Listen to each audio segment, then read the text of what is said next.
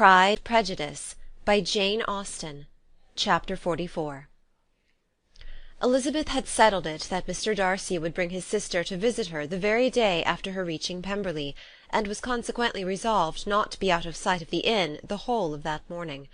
But her conclusion was false, for on the very morning after their arrival at Lambton these visitors came.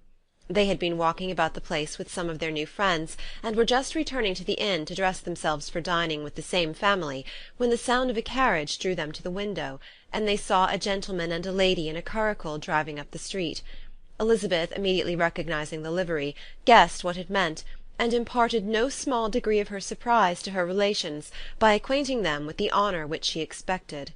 Her uncle and aunt were all amazement, and the embarrassment of her manner as she spoke, joined to the circumstance itself, and many of the circumstances of the preceding day, opened to them a new idea on the business. But they felt that there was no other way of accounting for such attentions from such a quarter than by supposing a partiality for their niece. While these newly born notions were passing in their heads, the perturbation of Elizabeth's feelings was at every moment increasing. She was quite amazed at her own discomposure, but amongst other causes of disquiet, she dreaded lest the partiality of the brother should have said too much in her favour, and more than commonly anxious to please, she naturally suspected that every power of pleasing would fail her. She retreated from the window, fearful of being seen, and as she walked up and down the room, endeavouring to compose herself, saw such looks of inquiring surprise in her uncle and aunt as made everything worse. Miss Darcy and her brother appeared, and this formidable introduction took place. With astonishment did Elizabeth see that her new acquaintance was at least as much embarrassed as herself. Since her being at Lambton, she had heard that Miss Darcy was exceedingly proud, but the face and her manner. She had heard that Miss Darcy was exceedingly proud, but the observation of a very few minutes convinced her that she was only exceedingly shy. She found it difficult to obtain even a word from her beyond a monosyllable. Miss Darcy was tall, and on a larger scale than Elizabeth, and though little more than 16, her figure was formed and her appearance womanly and graceful. She was less handsome than her brother, but there was sense and good humour in her face, and her manners were perfectly unassuming and gentle. Elizabeth, who had expected to find in her as acute and unembarrassed an observer as ever Mr. Darcy had been, was much relieved by discerning such different feelings. They had not long been together before Mr. Darcy told her that Bingley was also coming to wait on her, and she had barely time to express her satisfaction and prepare for such a visitor, when Bingley's quick step was heard on the stairs, and in a moment he entered the room. All Elizabeth's anger against him had been long done away. It could hardly have stood its ground against the unaffected cordiality with which he expressed himself on seeing her again. He inquired in a friendly, though general way, after her family, and looked and spoke with the same good-humoured ease that he had ever done. To Mr. and Mrs. Gardiner he was scarcely a less interesting personage than to herself. They had long wished to see him. The whole party before them, indeed, excited a lively attention. The suspicions which had just arisen of Mr. Darcy and their niece directed their observation towards each with an earnest though guarded inquiry, and they soon drew from those inquiries the full conviction that one of them at least knew what it was to love. Of the ladies' sensations they remained a little in doubt, but that the gentleman was overflowing with admiration was evident enough. Elizabeth on her side had much to do. She wanted to ascertain the feelings of each of her visitors, she wanted to compose her own, and to make herself agreeable to all, and in the latter object, where she feared most to fail, she was most sure of success, for those to whom she endeavoured to give pleasure were prepossessed in her favour. Bingley was ready, Georgiana was eager, and Darcy determined to be pleased. In seeing Bingley her thoughts naturally flew to her sister, and oh, how ardently did she long to know whether any of his were directed in a like manner. Sometimes she could fancy that he talked less than on former occasions, and once or twice pleased herself with the notion that, as he looked at her, he was trying to trace a resemblance. But though this might be imaginary, she could not be deceived as to his behaviour to Miss Darcy, who had been set up as a rival to Jane. No look appeared on either side that spoke particular regard. Nothing occurred between them that could justify the hopes of his sister. On this point she was soon satisfied, and 2 or 3 little circumstances occurred ere they parted, which in her anxious interpretation denoted a recollection of Jane not untinctured by tender her, had he dared. He observed to her at a moment when the others were talking together, and in a tone which had something of real regret, that "it was a very long time since he had had the pleasure of seeing her," and before she could reply he added, "It is above 8 months. We have not met since the 26th of November, when we were all dancing together at Netherfield." Elizabeth was pleased to find his memory so exact, and he afterwards took occasion to ask her, when unattended to by any of the rest, whether all her sisters were at Longbourn. There was not much in the question, nor in the preceding remark, but there was a look and a manner which gave them meaning. It was not often that she could turn her eyes on Mr. Darcy himself, but whenever she did catch a glimpse, she saw an expression of general complaisance, and in all that he said she heard an accent so removed from hauteur or disdain of his companions, as convinced her that the improvement of manners which she had yesterday witnessed, however temporary its existence might prove, had at least outlived one day. When she saw him thus seeking the acquaintance and courting the good opinion of people with whom any intercourse a few months ago would have been a disgrace, when she saw him thus civil, not only to herself, but to the very relations whom he had openly disdained, and recollected their last lively scene in Hunsford Parsonage, the difference, the change, was so great, and struck so forcibly on her mind, that she could hardly restrain her astonishment from being visible. Never, even in the company of his dear friends at Netherfield, or his dignified relations at Rosings, had she seen him so desirous to please, so free from self-consequence or unbending reserve, as now, when no importance could result from the success of his endeavours, and when even the acquaintance of those to whom his attentions were addressed would draw down the ridicule and censure of the ladies both of Netherfield and Rosings. Their visitors stayed with them above half an hour, and when they arose to depart, Mr. Darcy called on his sister to join him in expressing their wish of seeing Mr. and Mrs. Gardiner and Miss Bennet to dinner at Pemberley before they left the country. Miss Darcy, though with a diffidence which marked her little in the habit of giving invitations, readily obeyed. Mrs. Gardiner looked at her niece, desirous of knowing how she, whom the invitation most concerned, felt disposed as to its acceptance, but Elizabeth had turned away her head. Presuming, however, that this studied avoidance spoke rather a momentary embarrassment than any dislike of the proposal, and seeing in her husband, who was fond of society, a perfect willingness to accept it, she ventured to engage for their attendance, and the day after the next was fixed on. Bingley expressed great pleasure in the certainty of seeing Elizabeth again, having still a great deal to say to her, and many enquiries to make after all their Hertfordshire friends. Elizabeth, construing all this into a wish of hearing her speak of her sister, was pleased, and on this account, as well as some others, found herself, when their visitors left them, capable of considering the last half-hour with some satisfaction, though while it was passing, the enjoyment of it had been little. Eager to be alone, and fearful of inquiries or hints from her uncle and aunt, she stayed with them only long enough to hear their favourable opinion of Bingley, and then hurried away to dress. But she had no reason to fear Mr. and Mrs. Gardiner's curiosity. It was not their wish to force her communication. It was evident that she was much better acquainted with Mr. Darcy than they had before any idea of. It was evident that he was very much in love with her. They saw much to interest, but nothing to justify inquiry. Of Mr. Darcy it was now a matter of anxiety to think well, and as far as their acquaintance reached, there was no fault to find. They could not be untouched by his politeness, and had they drawn his character from their own feelings and his servant's report, without any reference to any other Hertfordshire to which he was known, would not have recognized it for Mr. Darcy. There was now an interest, however, in believing the housekeeper, and they soon became sensible that the authority of a servant who had known him since he was 4 years old, and whose own manners indicated respectability, was not to be hastily rejected. Neither had anything occurred in the intelligence of their Lambton friends that could materially lessen its weight. They had nothing to accuse him of but pride. Pride he probably had, and if not, it would certainly be imputed by the inhabitants of a small market town where the family did not visit. It was acknowledged, however, that he was a liberal man, and did much good among the poor.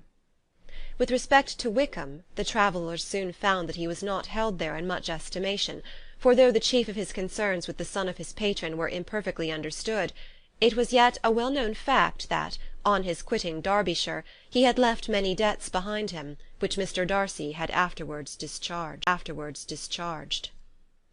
As for Elizabeth, Her thoughts were at Pemberley this evening more than the last, and the evening, though as it passed it seemed long, was not long enough to determine her feelings towards one in that mansion, and she lay awake 2 whole hours endeavouring to make them out. She certainly did not hate them. No, hatred had vanished long ago, and she had almost as long been ashamed of ever feeling a dislike against him that could be so called. The respect created by the conviction of his valuable qualities, though at first unwillingly admitted, had for some time ceased to be repugnant to her feeling, and it was now heightened into somewhat of a friendlier nature by the testimony so highly in his favour, and bringing forward his disposition in so amiable a light, which yesterday had produced. But above all, above respect and esteem, there was a motive within her of goodwill which could not be overlooked. It was gratitude. Gratitude not merely for having once loved her, but for loving her still well enough to forgive all the petulance and acrimony of her manner in rejecting him, and all the unjust accusations accompanying her rejection. He, who, she had been persuaded, would avoid her as his greatest enemy, seemed, on this accidental meeting, most eager to preserve the acquaintance, and without any indelicate display of regard, or any peculiarity of manner, where their two selves only were concerned, was soliciting the good opinion of her friends, and bent on making her known to his sister. Such a change in a man of so much pride exciting not only astonishment but gratitude, for to love, ardent love, it must be attributed, and as such its impression on her was of a sort to be encouraged, as by no means unpleasing, though it could not be exactly defined.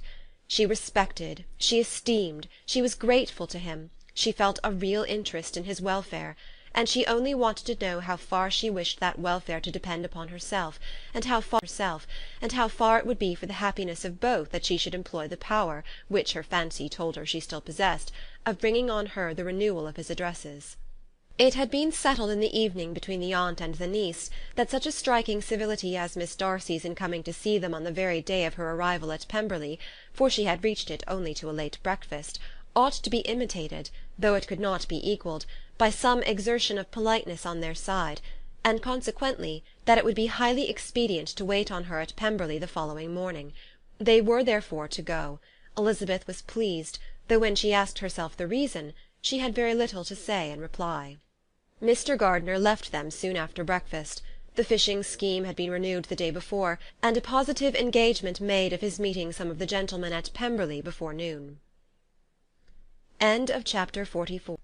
Pride and Prejudice, by Jane Austen. Chapter 45. Convinced as Elizabeth now was that Miss Bingley's dislike of her had originated in jealousy, she could not help feeling how unwelcome her appearance at Pemberley must be to her, and was curious to know with how much civility on that lady's side the acquaintance would now be renewed. On reaching the house, they were shown through the hall into the saloon, whose northern aspect rendered it delightful for summer. Its windows opening to the ground admitted a most refreshing view of the high woody hills behind the house, and of the beautiful oaks and Spanish chestnuts which were scattered over the intermediate lawn. In this house they were received by Miss Darcy, who was sitting there with Mrs. Hurst and Miss Bingley, and the lady with whom she lived in London. Georgiana's reception of them was very civil, but attended with all the embarrassment which, though proceeding from shyness and the fear of doing wrong, would easily give to those who felt themselves inferior the belief of her being proud and reserved. Mrs. Gardiner and her niece, however, did her justice, and pitied her. By Mrs. Hurst and Miss Bingley they were noticed only by a curtsy, and on their being seated, a pause, awkward as such pauses must always be, succeeded for a few moments. It was first broken by Mrs. Annesley, a genteel, agreeable-looking woman, whose endeavour to introduce some kind of discourse proved her to be more truly well-bred than either of the others, and between her and Mrs. Gardiner, with occasional help from Elizabeth, the conversation was carried on. Miss Darcy looked as if she wished for courage enough to join in it, and sometimes did venture when there was least danger of its being heard. Elizabeth soon saw that she was herself closely watched by Miss Bingley, and that she could not speak a word, especially to Miss Darcy, without calling her attention. This observation would not have prevented her from trying to talk to the latter, had they not been seated at an inconvenient distance, but she was not sorry to be spared the necessity of saying much. Her own thoughts were employing her. She expected every moment that some of the gentlemen would enter the room. She wished, She feared that the master of the house might be amongst them, and whether she wished or feared it most she could scarcely determine. After sitting in this manner a quarter of an hour without hearing Miss Bingley's voice, Elizabeth was roused by receiving from her a cold inquiry after the health of her family. She answered with equal indifference and brevity, and the others said no more. The next variation which their visit afforded was produced by the entrance of servants with cold meat, cake, and a variety of all the finest fruits in season. But this did not take place till after many a significant look and smile from Mrs. Annesley to Miss Darcy had been given, to remind her of her post. There was now employment for the whole party, for though they could not all talk, they could all eat, and the beautiful pyramids of grapes, nectarines, and peaches soon collected them round the table. While thus engaged, Elizabeth had a fair opportunity of deciding whether she most feared or wished for the appearance of Mr. Darcy, by the feelings which prevailed on his entering the room, and then, though but a moment before she had believed her wishes to predominate, she began to regret that he came. He had been some time with Mr. Gardiner, who, with 2 or 3 other gentlemen from the house, was engaged by the river, and had left him only on learning that the ladies of the family intended a visit to Georgiana that morning. No sooner did he appear than Elizabeth wisely resolved to be perfectly easy and unembarrassed, a resolution the more necessary to be made, but perhaps not the more easily kept, because she saw that the suspicions of the whole party were awakened against them, and that there was scarcely an eye which did not watch his behaviour when he first came into the room. In no countenance was attentive curiosity so strongly marked as in Miss Bingley's, in spite of the smiles which overspread her face whenever she spoke to one of its objects, for jealousy had not yet made her desperate, and her attentions to Mr. Darcy were by no means over. Miss Darcy, on her brother's entrance, exerted herself much more to talk, and Elizabeth saw that he was anxious for his sister and herself to get acquainted, and forwarded as much as possible every attempt at conversation on either side. Miss Bingley saw all this likewise, and in the imprudence of anger took the first opportunity of saying, with sneering civility, "Pray, Miss Eliza, are not the Blankshire militia removed from Meryton? They must be a great loss to your family." In Darcy's presence she dared not mention Wickham's name, but Elizabeth instantly comprehended that he was uppermost in her thoughts, and the various recollections connected with him gave her a moment's distress. But exerting herself vigorously to repel the ill-natured attack, she presently answered the question in a tolerably detached tone. While she spoke, an involuntary glance showed her Darcy, with a heightened complexion, earnestly looking at her, and his sister overcome with confusion, and unable to lift up her eyes. Had Miss Bingley known what pain she was then giving her beloved friend, she undoubtedly would have refrained from the hint, but she had merely intended to discompose Elizabeth by bringing forward the idea of a man to whom she believed her partial, and to make her betray a sensibility which might injure her in Darcy's opinion, and perhaps to remind the latter of all the follies and absurdities by which some part of her family were connected with that corps. Not a syllable had ever reached her of Miss Darcy's meditated elopement. To no creature had it been revealed, where secrecy was possible, except to Elizabeth, and from all Bingley's connection to conceal it, from particularly anxious to conceal it, from the very wish which Elizabeth had long ago attributed to him, of their becoming hereafter her own. He had certainly formed such a plan, and without meaning that it should affect his endeavour to separate him from Miss Bennet, it is probable that it might add something to his lively concern for the welfare of his friend. Elizabeth's collected behaviour, however, soon quieted his emotion, and as Miss Bingley, vexed and disappointed, dared not approach nearer to Wickham, Georgiana also recovered in time, though not enough to be able to speak any more. Her brother, whose eyes she feared to meet, scarcely recollected her interest in the affair, and the very circumstance which had been designed to turn his thoughts from Elizabeth seemed to have fixed them on her more and more cheerfully. Their visit did not continue long after the question and answer above mentioned, and while Mr. Darcy was attending them to their carriage, Miss Bingley was venting her feelings in criticisms on Elizabeth's person, behaviour, and dress. But Georgiana would not join. Was enough to ensure her favour. His judgment could not err. And as he had spoken in such terms of Elizabeth as to leave Georgiana without the power of finding her otherwise than lovely and amiable. When Darcy returned to the saloon, Miss Bingley could not help repeating to him some part of what she had been saying to his sister. "How very ill Miss Eliza Bennet looks this morning, Mr. Darcy," she cried. "I never in my life saw anyone so much altered as she is since the winter. She is grown so brown and coarse. Louisa and I were agreeing that we should not have known her again." However little Mr. Darcy might have liked such an address, he contented himself with coolly replying that he perceived no other alteration than her being rather tanned, no miraculous consequence of travelling in the summer. "For my own part," she rejoined, "I must confess that I never saw any beauty in her. Her face is too thin, her complexion has no brilliancy, and her features are not at all handsome. Her nose wants character, there is nothing marked in its lines. Her teeth are tolerable, but not out of the common way. And as for her eyes, which have sometimes been called so fine, I could never see anything extraordinary in them. They have a sharp, shrewish look, which I do not like at all, and in her air altogether there is a self-sufficiency without fashion which is intolerable." Persuaded as Miss Bingley was that Darcy admired Elizabeth, this was not the best method of recommending herself, but angry people are not always wise, and in seeing him at last look somewhat nettled, she had all the success she expected. He was resolutely silent, however, and from a determination of making him speak, she continued, "I remember, when we first knew her in Hertfordshire, how amazed we all were to find that she was a reputed beauty, and I particularly recollect your saying one night, after they had been dining at Netherfield, 'She a beauty! I should as soon call her mother a wit.'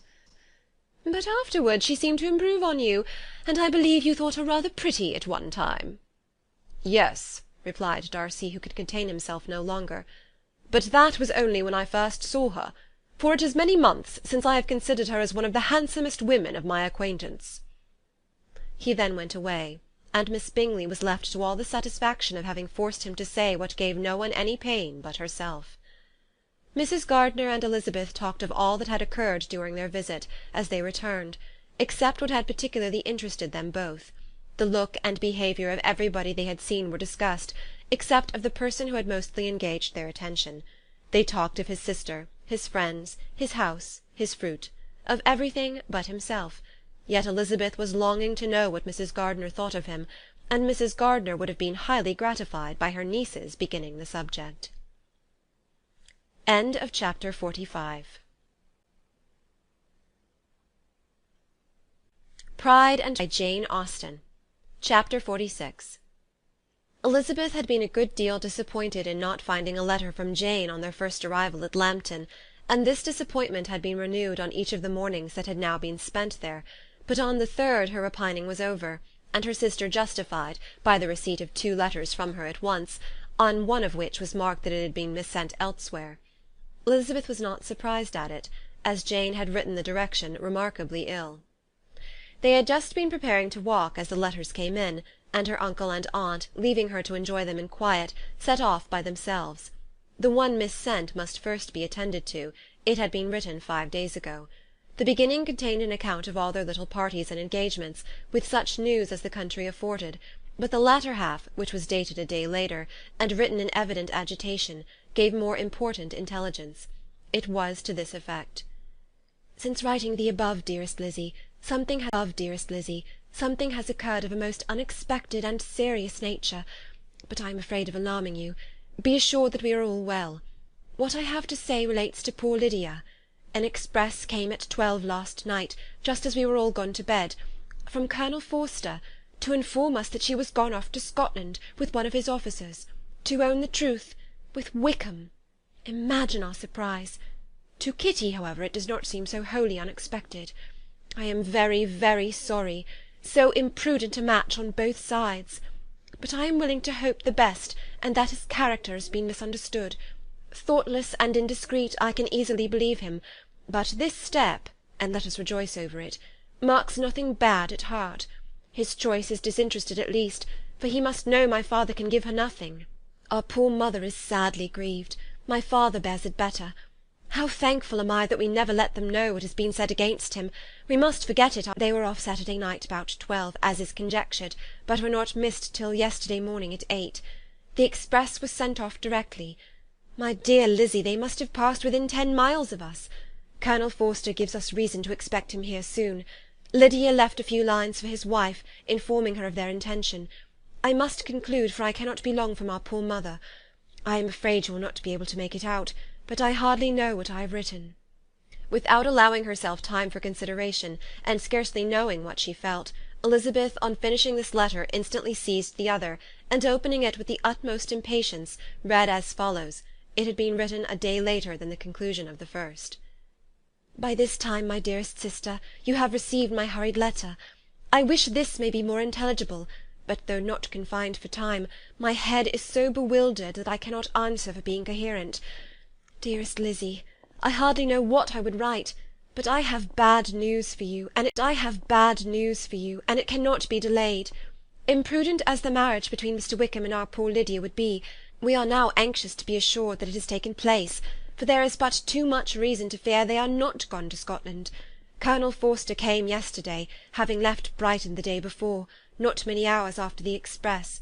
Though Lydia's short letter to Mrs. F. gave them to understand that they were going to Gretna Green, something was dropped by Denny expressing his belief that W. never intended to go there, or to marry Lydia at all, which was repeated to Colonel F., who, instantly taking the alarm, set off from B. intending to trace their route.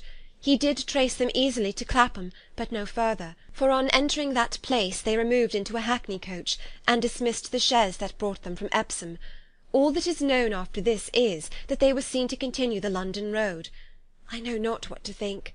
After making every possible inquiry on that side of London, Colonel F. came on into Hertfordshire, anxiously renewing them at all the turnpike, all the inns in Barnet and Hatfield, but without any success. No such people had been seen to pass through. With the kindest concern he came on to Longbourn, and broke his apprehensions to us in a manner most creditable to his heart. I am sincerely grieved for him and Mrs. F., but no one can throw any blame on them. Our distress, my dear Lizzy, is very great. My father and mother believe the worst, but I cannot think so ill of him. Many circumstances might make it more eligible for them to be married privately in town than to pursue their first plan, and even if he could form such a design against a young woman of Lydia's connections, which is not likely, can I suppose her so lost to everything? Impossible. I grieve to find, however, that Colonel F. is not disposed to depend upon their marriage. He shook his head when I expressed my hopes, and said he feared W. was not a man to be trusted. My poor mother is really ill, and keeps her room. Could she exert herself, it would be better, but this is not to be expected. And as to my father, I never in my life saw him so affected. Poor Kitty has anger for having concealed their attachment, but as it was a matter of confidence, one cannot wonder. I am truly glad, dearest Lizzy, that you have been spared something of these distressing scenes. But now, as the first shock is over, shall I own that I long for your return? I am not so selfish, however, as to press for it, if inconvenient. Adieu. I take up my pen again to do what I have just told you I would not, but circumstances are such that I cannot help earnestly begging you all to come here as soon as possible. I know my dear uncle and aunt so well that I am not afraid of requesting it, though I have still something more to ask of the former. My father is going to London with Colonel Forster instantly, to try to discover her. What he means to do, I am sure I know not, but his excessive distress will not allow him to pursue any measure in the best and safest way, and Colonel Forster is obliged to be at Brighton again to-morrow evening. In such an exigence, my uncle's advice and assistance would be everything in the world. He will immediately comprehend you, and I rely upon his goodness. Oh, where is my uncle? Cried Elizabeth, darting from her seat as she finished the letter, in eagerness to follow him, without losing a moment of time so precious. But as she reached the door it was opened by a servant, and Mr. Darcy appeared. Her pale face and impetuous manner made him start, and before he could recover himself to speak, she, in whose mind every idea was superseded by Lydia's situation, hastily exclaimed, "I beg your pardon, but I must leave you. I must find Mr. Gardiner this moment, on business that cannot be delayed. I have not an instant to lose." "Good God, what is the matter?" cried he, with more feeling than politeness. Then, recollecting himself, "I will not detain you a minute, but let me or let the servant go after Mr. and Mrs. Gardiner. You are not well enough, you cannot go yourself." Elizabeth hesitated, but her knees trembled under her, and she felt how little would be gained by her attempting to pursue them. Calling back the servant, therefore, she commissioned him, though in so breathless an accent as made her almost unintelligible, to fetch his master and mistress home instantly. On his quitting the room she sat down, unable to support herself, and looking so miserably ill that it was impossible for Darcy to leave her, or to refrain from saying, in a tone of gentleness and commiseration, "Let me call your maid. Is there nothing you could take to give you present relief? A glass of wine? Shall I get you one? You are very ill." "No, I thank you," she replied, endeavouring to recover herself. "There is nothing the matter with me. I am quite well. I am only distressed by some dreadful news which I have just received from Longbourn." She burst into tears as she alluded to it, and for a few minutes could not speak another word. Darcy, in wretched suspense, could only say something indistinctly of his concern, and observe her in compassionate silence. At length she spoke again. "I have just had a letter from Jane, with such dreadful news. It cannot be concealed from any one. My younger sister has left all her friends, has thrown herself into the power of Mr. Wickham. They are gone off together from Brighton. You know him too well to doubt the rest. She has no money, no connections, nothing that can tempt him. She is lost for ever." Darcy was fixed in astonishment. "When I consider," she added in a yet more agitated voice, "that I might have prevented it, I who knew what he was. Had I but explained some part of it only, some part of what I learnt to my own family, had his character been known, this could not have happened. But it is all too late now." "I am grieved indeed," cried Darcy. "Grieved, shocked. But is it certain, absolutely certain?" "Oh, yes. They left Brighton together on Sunday night, and were traced almost to London, but not beyond. They are certainly not gone to Scotland." "And what has been done, what has been attempted to recover her?" "My father has gone to London, and Jane has written to beg my uncle's immediate assistance, and we shall be off, I hope, in half an hour. But nothing can be done. I know very well that nothing can be done. How is such a man to be worked on? How are they even to be discovered? I have not the smallest hope. It is every way horrible." Darcy shook his head in silent acquiescence. "When my eyes were opened to his real character, oh, had I known what I ought, what I dared to do! But I knew not. I was afraid of doing too much. Wretched, wretched mistake!" Darcy made no answer. He seemed scarcely to hear her, and was walking up and down the room in earnest meditation, his brow contracted, his air gloomy. Elizabeth soon observed, and instantly understood it. Her power was sinking. Everything must sink under such a proof of family weakness, such an assurance of the deepest disgrace. She could neither wonder nor condemn, but the belief of his self-conquest brought nothing consolatory to her bosom, afforded no palliation of her distress. It was, on the contrary, exactly calculated to make her understand her own wishes, and never had she so honestly felt that she could have loved him as now, when all love must be in vain. But self, though it would intrude, could not engross her.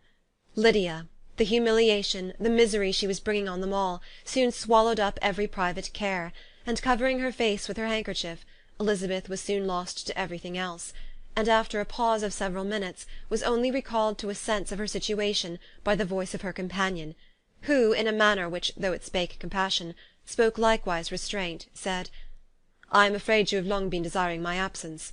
Nor have I anything to plead in excuse of my stay, but real, though unavailing concern. Would to heaven that anything could be either said or done on my part that might offer consolation to such distress. But I will not torment you with vain wishes, which may seem purposely to an affair will, I fear, prevent my sister's having the pleasure of seeing you at Pemberley to-day." "Oh, yes. Be so kind as to apologize for us to Miss Darcy. Say that urgent business calls us home immediately.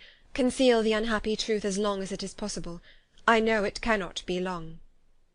He readily assured her of his secrecy, again expressed his sorrow for her distress, wished it a happier conclusion than there was at present reason to hope, and leaving his compliments for her relations, with only one serious parting look, went away. As he quitted the room, Elizabeth felt how improbable it was that they should ever see each other again on such terms of cordiality as had marked their several meetings in Derbyshire, and as she threw a retrospective glance over the whole of their acquaintance, so full of contradictions and varieties, sighed at the perverseness of those feelings which would have now promoted its continuance, and would formerly have rejoiced in its termination.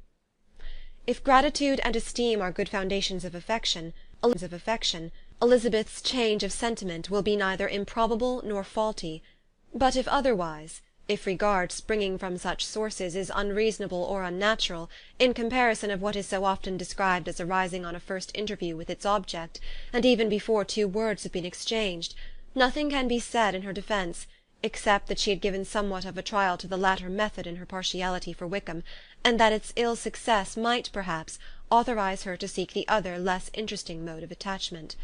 Be that as it may, She saw him go with regret, and in this early example of what Lydia's infamy must produce, found additional anguish as she reflected on that wretched business.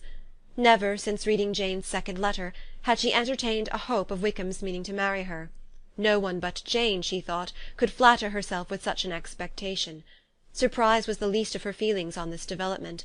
While the contents of the first letter remained in her mind, she was all surprise, all astonishment that Wickham should marry a girl whom it was impossible he could marry for money, and how Lydia could ever have attached him had appeared incomprehensible.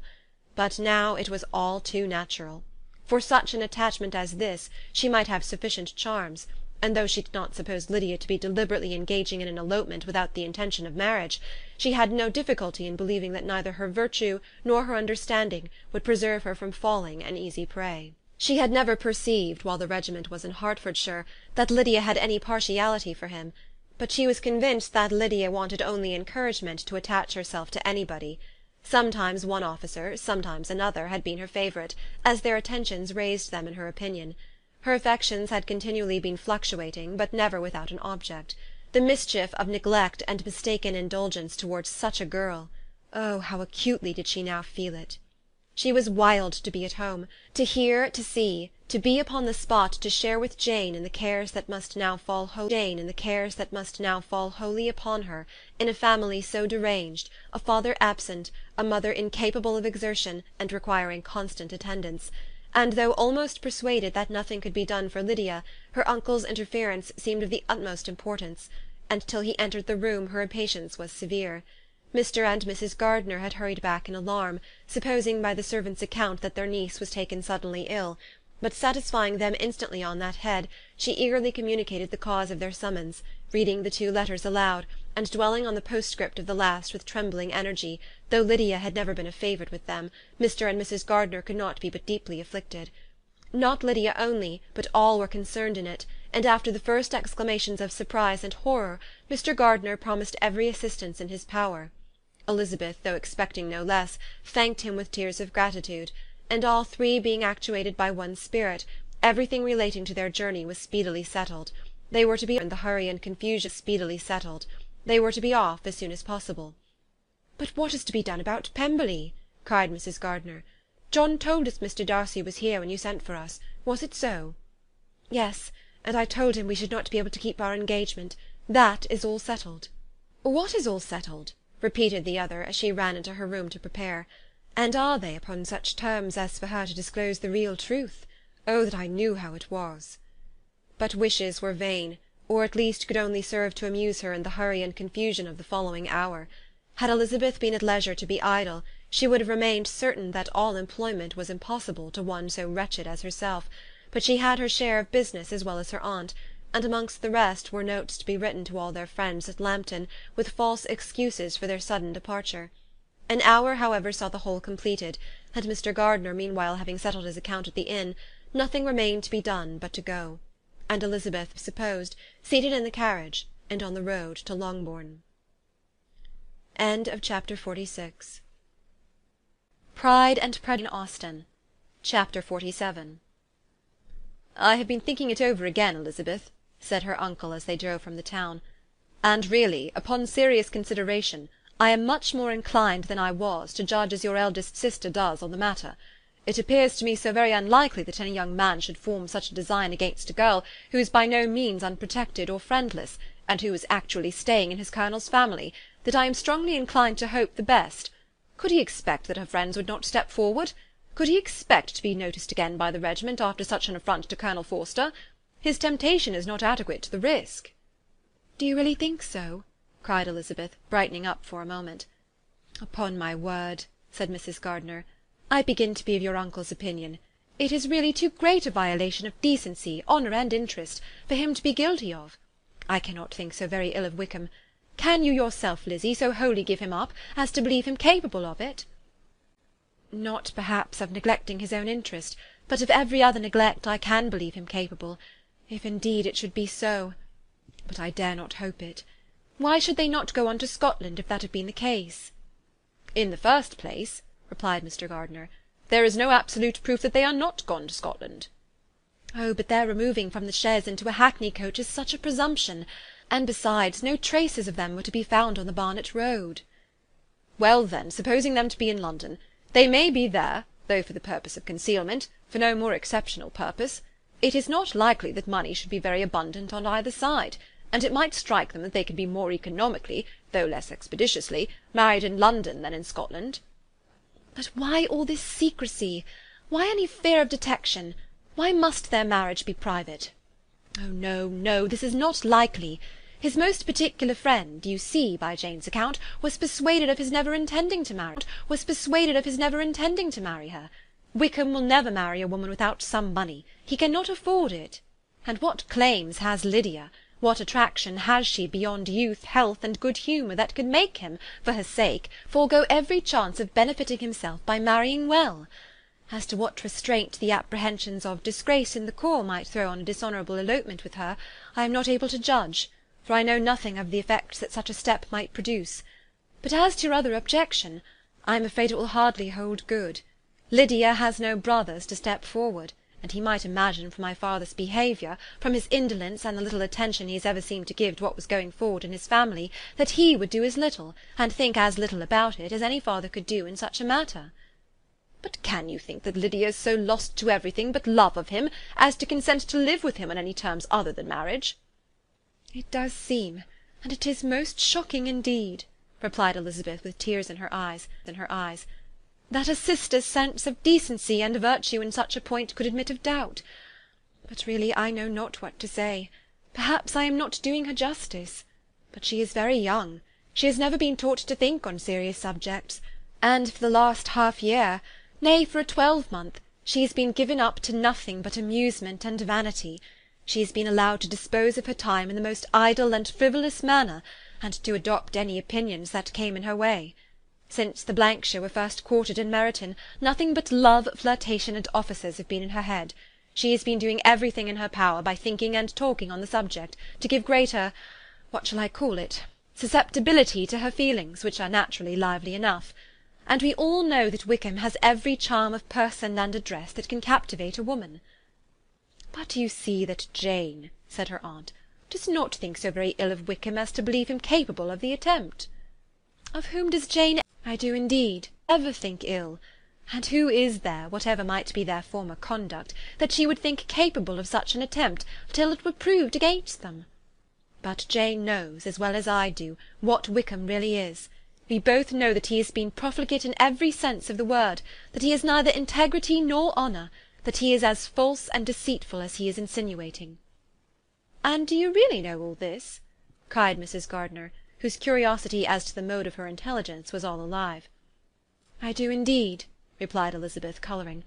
I told you the other day of his infamous behaviour to Mr. Darcy, and you yourself, when last at Longbourn, heard in what manner he spoke of the man who had behaved with such forbearance and liberality towards him. And there are other circumstances which I am not at liberty, which it is not worth while to relate, but his lies about the whole Pemberley family are endless. From what he said of Miss Darcy, I was thoroughly prepared to see a yet he knew to the contrary himself. He must know that she was as amiable and unpretending as we have found her. But does Lydia know nothing of this? Can she be as ignorant of what you and Jane seem so well to understand? Oh, yes, that is the worst of it all. Till I was in Kent, and saw so much both of Mr. Darcy and his relation Colonel Fitzwilliam, I was ignorant of the truth myself. And when I returned home, the Blankshire was to leave Meryton a week or fortnight's time. As that was the case, neither Jane, to whom I related the whole, nor I thought it necessary to make our knowledge public. For of what use could it apparently be to any one, that the good opinion which all the neighbourhood had of him should then be overthrown? And even when it was settled that Lydia should go with Mrs. Forster, the necessity of opening her eyes to his character never occurred to me. That she could be in any danger from the deception never entered my head. That such a consequence as this could ensue, you may easily believe was far enough from my thoughts. When they all removed to Brighton, therefore, you had no cause to believe them fond of each other? Not the slightest. I can remember no symptom of affection on either side, and had anything of the kind been perceptible, you must be aware that ours is not a family on which it could be thrown away. When first he entered the corps, she was ready enough to admire him, but so we all were. Every girl in or near Meryton was out of her senses about him for the first 2 months, but he never distinguished her by any particular attention, and consequently, after a moderate period of extravagant and wild admiration, her fancy for him gave way, and others of the regiment, who treated her with more distinction, again became her favourites. It may be easily believed that however little of novelty could be added to their fears, hopes, and conjectures on this interesting subject by its repeated discussion, no other could detain them from it long, during the whole of the journey. From Elizabeth's thoughts it was never absent. Fixed there by the keenest of all anguish, self-reproach, she could find no interval of ease or forgetfulness. They travelled as expeditiously as possible, and sleeping one night on the road, reached Longbourn by dinner-time the next day. It was a comfort to Elizabeth to consider that Jane could not have been wearied by long expectations. The little gardeners, attracted by the sight of a chaise, were standing on the steps of the house as they entered the paddock, and when the carriage drove up to the door, the joyful surprise that lighted up their faces, and displayed itself over their whole bodies, in a variety of capers and frisks, was the first pleasing earnest of their welcome. Elizabeth jumped out, and after giving each of them a hasty kiss, hurried into the vestibule, where Jane, who came running down from her mother's apartment, immediately met her. Elizabeth, as she affectionately embraced her, whilst tears filled the eyes of both, lost not a moment in asking whether anything had been heard of the fugitives. "Not yet," replied Jane, "but now that my dear uncle has come, I hope everything will be well." "Is my father in town?" "Yes, he went on Tuesday, as I wrote you word. Yet leave her dressing-room. On Tuesday, as I wrote you word." "And have you heard from him often?" "We have heard only twice. He wrote to me a few lines on Wednesday to say that he had arrived in safety, and to give me his directions, which I particularly begged him to do. He merely added that he should not write again till he had something of importance to mention." "And my mother, how is she? How are you all?" "My mother is tolerably well, I trust, though her spirits are greatly shaken. She is upstairs, and will have great satisfaction in seeing you all. She does not yet leave her dressing-room. Mary and Kitty, thank heaven, are quite well." "But you, how are you?" cried Elizabeth. "You look pale. How much you must have gone through!" Her sister, however, assured her of being perfectly well, and their conversation, which had been passing while Mr. and Mrs. Gardiner were engaged with their children, was now put an end to by the approach of the whole party. Jane ran to her uncle and aunt, and welcomed and thanked them both with alternate smiles and tears. Already asked were of course repeated by the others, and they soon found that Jane had no intelligence to give. The sanguine hope of good, however, which the benevolence of her heart suggested had not yet deserted her. She still expected that it would all end well, and that every morning would bring some letter, either from Lydia or her father, to explain their proceedings, and perhaps announce their marriage. Mrs. Bennet, to whose apartment they all repaired after a few minutes' conversation together, received them exactly as might be expected, with tears and lamentations of regret, invectives against the villainous conduct of Wickham, and complaints of her own sufferings and ill-usage, blaming everybody but the person to whose ill-judging indulgence the errors of her daughter must principally be owing. "If I had been able," said she, "to carry my point in going to Brighton with all my family, this would not have happened. But poor dear Lydia had nobody to take care of her. Why did the Forsters ever let her go out of their sight? I am sure there was some great neglect or other on their side, for she is not the kind of girl to do such a thing if she had been well looked after. I always thought they were very unfit to have the charge of her, but I was overruled, as I always am. Poor dear child! And now here's Mr. Bennet gone away, and I know he will fight Wickham, wherever he meets him, and then he will be killed, and what is to become of us all? The Collinses will turn us out before he is cold in his grave, and if you are not kind to us, brother, I do not know what we shall do." They all exclaimed against such terrific ideas, and Mr. Gardiner, after general assurances of his affection for her and all her family, told her that he meant to be in London the very next day, and would assist Mr. Bennet in every endeavour for recovering Lydia. "Do not give way to useless alarm," added he. "Though it is right to be prepared for the worst, there is no occasion to look on it as certain. It is not quite a week since they left Brighton. In a few days more we may gain some news of them. The matter is lost. As soon as I get to town I shall go to my brother, and make him come home with me to Gracechurch Street, and then we may consult together as to what is to be done." "Oh, my dear brother," replied Mrs. Bennet, "that is exactly what I could most wish for. And now do, when you shall get to town, find them out wherever they may be, and if they are not married already, make them marry. And as for wedding clothes, do not let them wait for that, but tell Lydia she shall have as much money as she chooses to buy them after they are married. And above all, keep Mr. Bennet from fighting. Tell him what a dreadful state I am in, that I am frightened out of my wits, and have such tremblings, such flutterings all over me, such spasms in my side, and pains in my head, and such beatings at heart, that I can get no rest by night or day. And tell my dear Lydia not to give any directions about her clothes till she has seen me, for she does not know which are the best warehouses. Oh, brother, how kind you are! I know you will contrive it all. How kind you are! I know you will contrive it all. But Mr. Gardiner, though he assured her again of his earnest endeavours in the cause, could not avoid recommending moderation to her, as well in her hopes as her fear, and after talking with her in this manner till dinner was on the table, they all left her to vent all her feelings on the housekeeper, who attended in the absence of her daughters. Though her brother and sister were persuaded that there was no real occasion for such a seclusion from the family, they did not attempt to oppose it, for they knew that she had not prudence enough to hold her tongue before the servants, while they waited at table, and judged it better that one only of the household, and the one whom they could most trust, should comprehend all her fears and solicitude on the subject. In the dining-room they were soon joined by Mary and Kitty, who had been too busily engaged in their separate apartments to make their appearance before. One came from her books, and the other from her toilette. The faces of both, however, were tolerably calm, and no change was visible in either, except that the loss of her favourite "We must stem the" which she had herself incurred in this business had given more of fretfulness than usual to the accents of Kitty. As for Mary, she was mistress enough of herself to whisper to Elizabeth, with a countenance of grave reflection, soon after they were seated at table, "This is a most unfortunate affair, and will probably be much talked of. But we must stem the tide of malice, and pour into the wounded bosoms of each other the balm of sisterly consolation."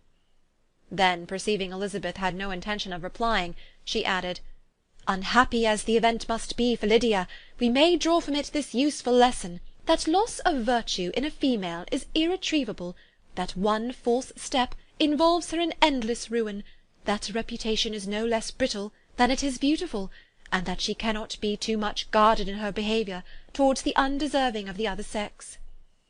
Elizabeth lifted up her eyes in amazement, but was too much oppressed to make any reply. Mary, however, continued to console herself with such kind of moral extractions from the evil before them. In the afternoon, the two elder Miss Bennets were able to be for a half-hour by themselves, and Elizabeth instantly availed herself of the opportunity of making any inquiries which Jane was equally eager to satisfy. After joining in general lamentations over the dreadful sequel of this event, which Elizabeth considered as all but certain, and Miss Bennet could not assert to be wholly impossible, the former continued the subject by saying, "But tell me all and everything about it which I have not already heard. Give me further particulars. What did Colonel Forster say? Had they no apprehension of anything before the elopement took place? They must have seen them together for ever." "Colonel Forster did own that he had often suspected some partiality, especially on Lydia's side, but nothing to give him any alarm. I am so grieved for him. His behaviour was attentive and kind to the utmost. He was coming to us in order to assure us of his concern, before he had any idea of their not being gone to Scotland. When that apprehension first got abroad, it hastened his journey." "And was Denny convinced that Wickham would not marry? Did he know of their intending to go off? Had Colonel Forster seen Denny himself?" "Yes, but when questioned by him, Denny denied knowing anything of their plans, and would not give his real opinion about it. He did not repeat his persuasion of their not marrying, and from that, I am inclined to hope, he might have been misunderstood before." "And till Colonel Forster came himself, not one of you entertained a doubt, I suppose, of their being really married?" "How was it possible that such an idea should enter our brains? I felt a little uneasy, a little fearful of my sister's happiness with him in marriage, because I know that his conduct had not been always quite right. My father and mother knew nothing of that. They only felt how imprudent a match it must be. Kitty then owned, with a very natural triumph on knowing more than the rest of us, that in Lydia's last letter she had prepared her for such a step. She had known, it seems, of their being in love." "But not before they went to Brighton?" "No, I believe not." "And did Colonel Forster appear to think well of Wickham himself? Does he know his real character?" "I must confess that he did not speak so well of Wickham as he formerly did. He believed him to be imprudent and extravagant. And since this sad affair has taken place, it is said that he left Meryton greatly in debt, but I hope this may be false." Oh, Jane, had we been less secret, had we told what we knew of him, this could not have happened." "Perhaps it would have been better," replied her sister.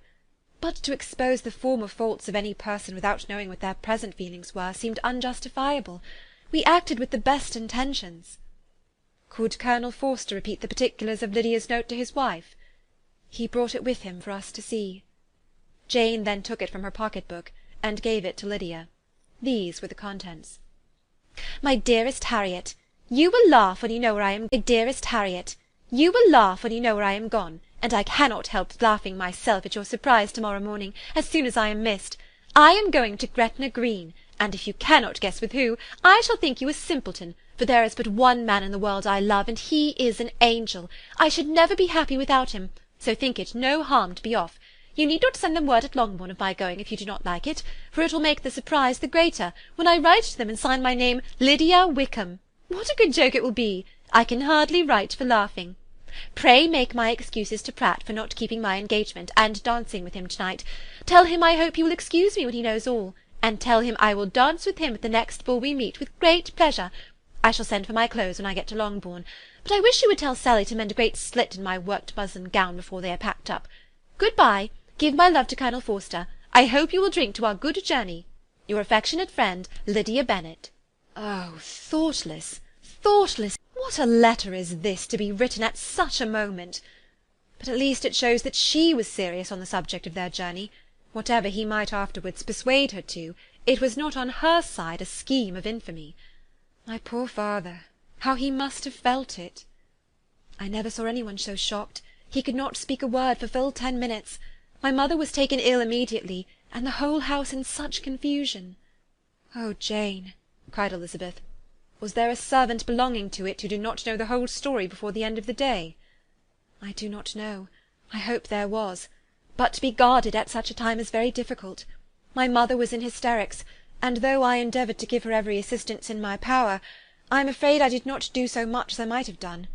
But the horror of what might possibly happen almost took from me my faculties. Your attendance upon her has been too much for you. You do not look well. Oh, that I had been with you! You have had every care and anxiety upon your... And Lady Luke, you have had every care and anxiety upon yourself alone. Mary and Kitty have been very kind, and would have shared in every fatigue, I am sure, but I did not think it right for either of them. Kitty is slight and delicate, and Mary studies so much that her hours of repose should not be broken in on. My Aunt Phillips came to Longbourn on Tuesday after my father went away, and was so good as to stay till Thursday with me. She was of great use and comfort to us all. And Lady Lucas has been very kind. She walked here on Wednesday morning to condole with us, and offered her services, or any of her daughters, if they should be of any use to us.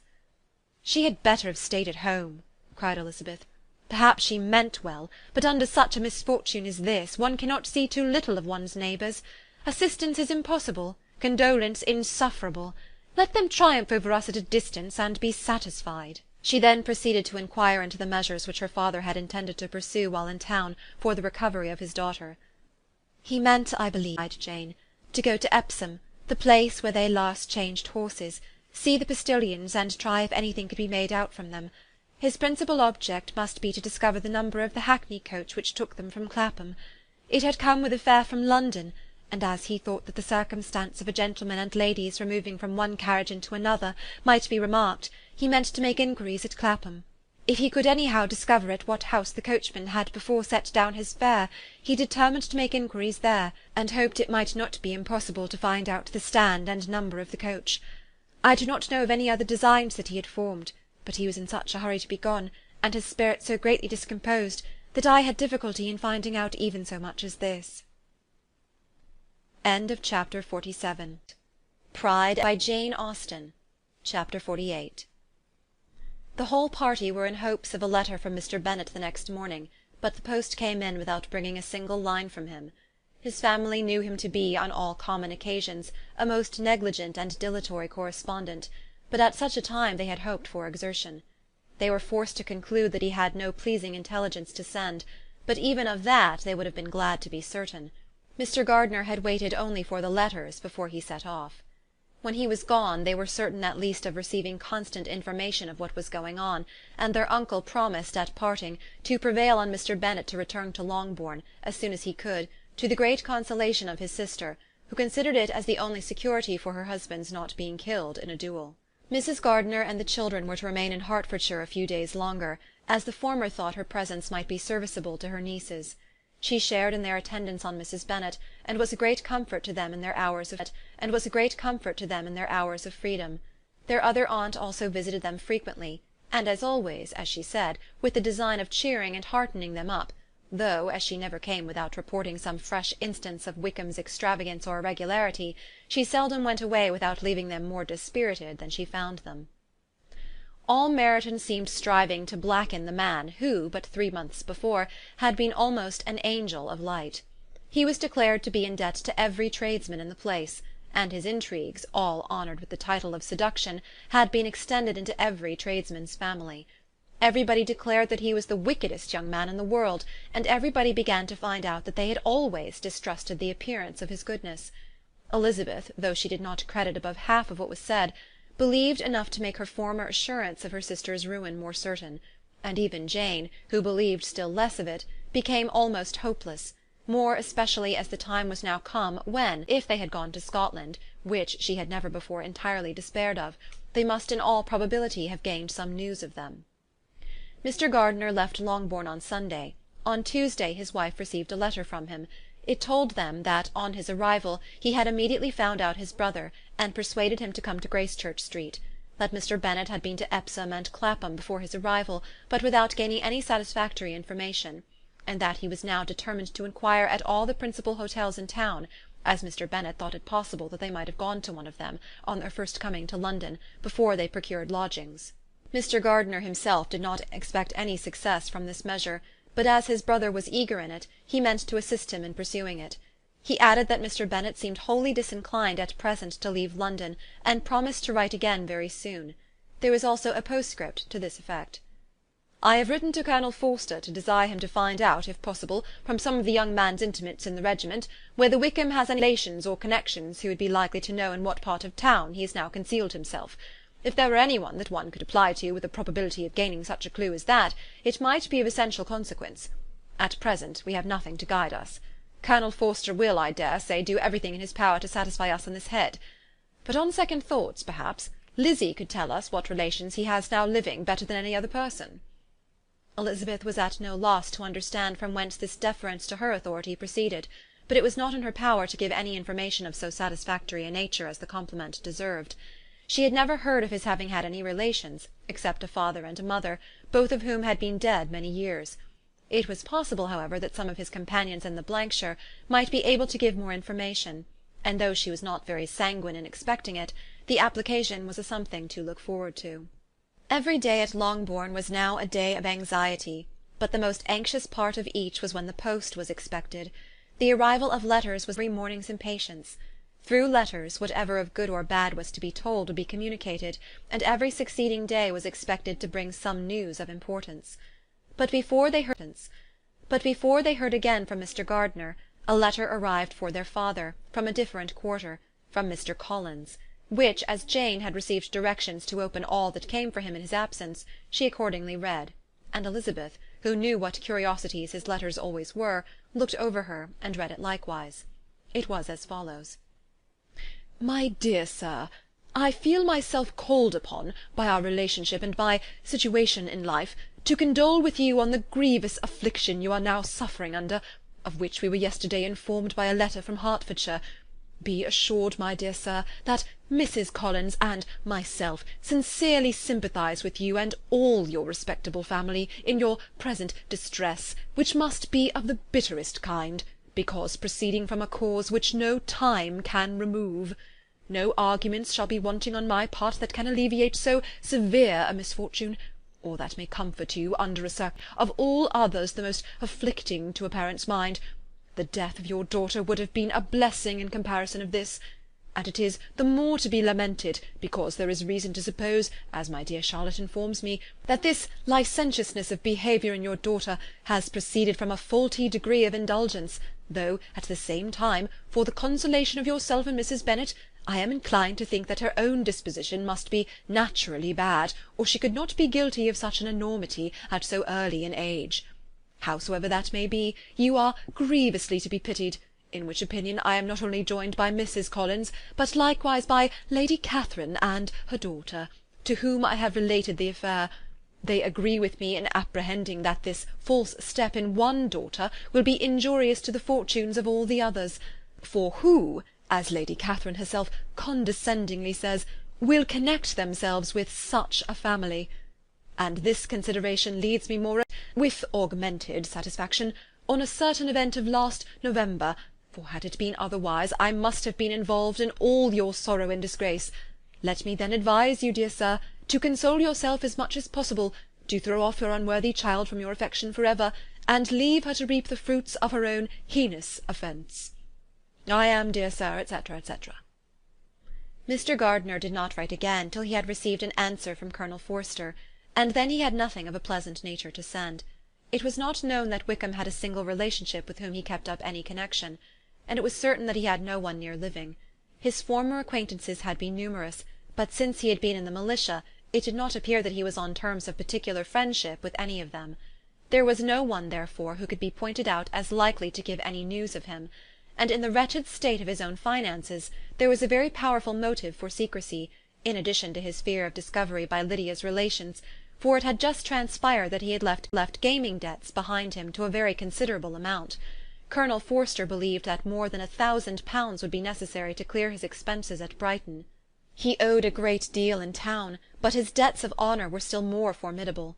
Mr. Gardiner did not attempt to conceal these particulars from the Longbourn family. Jane heard them with horror. "A gamester!" she cried. "This is wholly unexpected. I had not an idea of it." Mr. Gardiner added in his letter that they might expect to see their father at home on the following day, which was Saturday. Rendered spiritless by the ill success of all their endeavours, he had yielded to his brother-in-law's entreaty that he would return to his family, and leave it to him to do whatever occasion might suggest to be advisable for continuing their pursuit.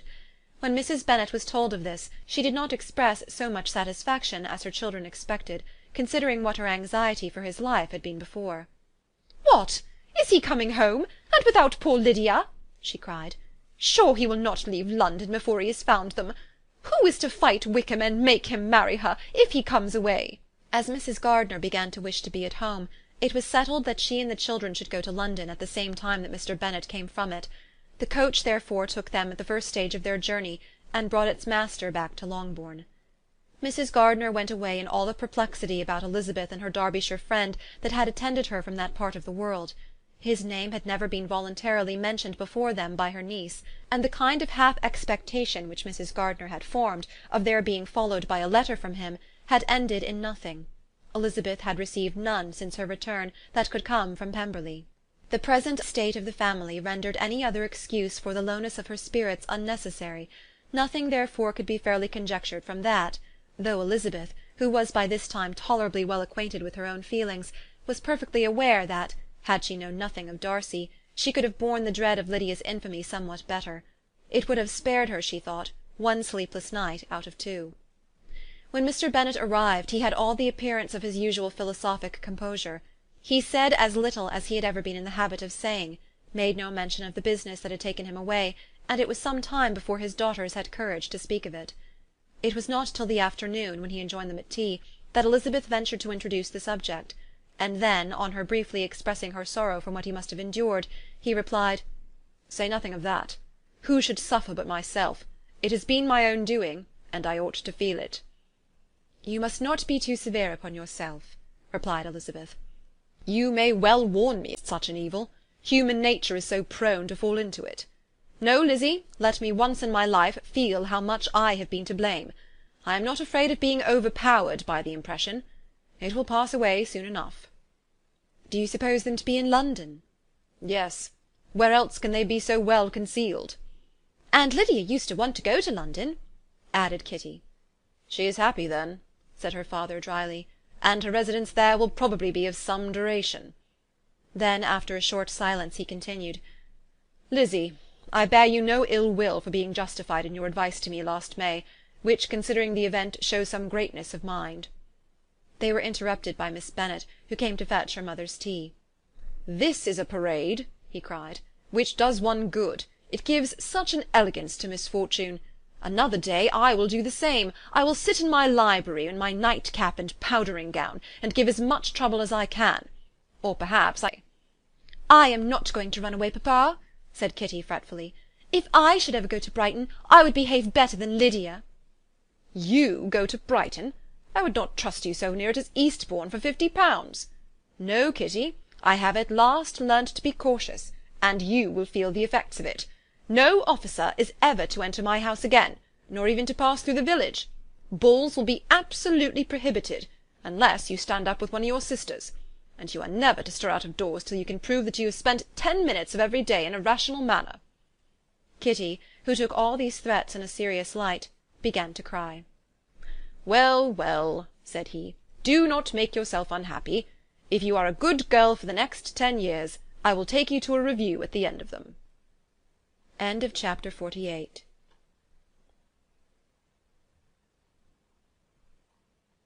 Pride and Jane Austen, chapter 49. 2 days after Mr. Bennet's return, as Jane and Elizabeth were walking together in the shrubbery behind the house, they saw the housekeeper coming towards them, and concluding that she came to call them to their mother, went forward to meet her, but instead of the expected summons when they approached her, she said to Miss Bennet, "I beg your pardon, madam, for interrupting you, but I was in hopes that you might have had some good news from town, so I took the liberty of coming to ask." "What do you mean, Hill? We have heard nothing from town." "Dear madam," cried Mrs. Hill in great astonishment, "don't you know there is an express come for master for Mr. Gardiner? He's been here this half-hour, and master has had a letter." Away ran the girls, too eager to get in to have time for speech. They ran through the vestibule into the breakfast-room, from thence to the library. Their father was in neither, and they were on the point of seeking him upstairs with their mother, when they were met by the butler, who said, "If you are looking for my master, ma'am, he is walking towards the little copse." Upon this information, they instantly passed through the hall once more, and ran across the lawn after their father, who was deliberately pursuing his way towards a small wood on one side of the paddock. Jane, who was not so light nor so much in the habit of running as Elizabeth, soon lagged behind, while her sister, panting for breath, came up with him and eagerly cried out, "Oh, papa, what news? What news? Have you heard from my uncle?" "Yes, I have had a letter from him by express." "Well, and what news does it bring, good or bad?" "What is there of good to be expected?" said he, taking the letter from his pocket. "But perhaps you would like to read it." Elizabeth impatiently caught it from his hand. Jane now came up. "Read it aloud," said their father, "for I hardly know myself what it is about." "Gracechurch Street, Monday, August 2nd. My dear brother, at last I am able to send you some tidings of my niece, and such as, upon the whole, I hope it will give you satisfaction. Soon after you left me on Saturday, I was fortunate enough to find out in what part of London they were. The particulars I reserve till we meet. It is enough to know they are discovered. I have seen them both." "Then it is as I always hoped," cried Jane. "They are married." Elizabeth read on. "I have seen them both. They are not married, nor can I find there was any intention of being so. But if you are willing to perform the engagements which I have ventured to make on your side, I hope it will not be long before they are.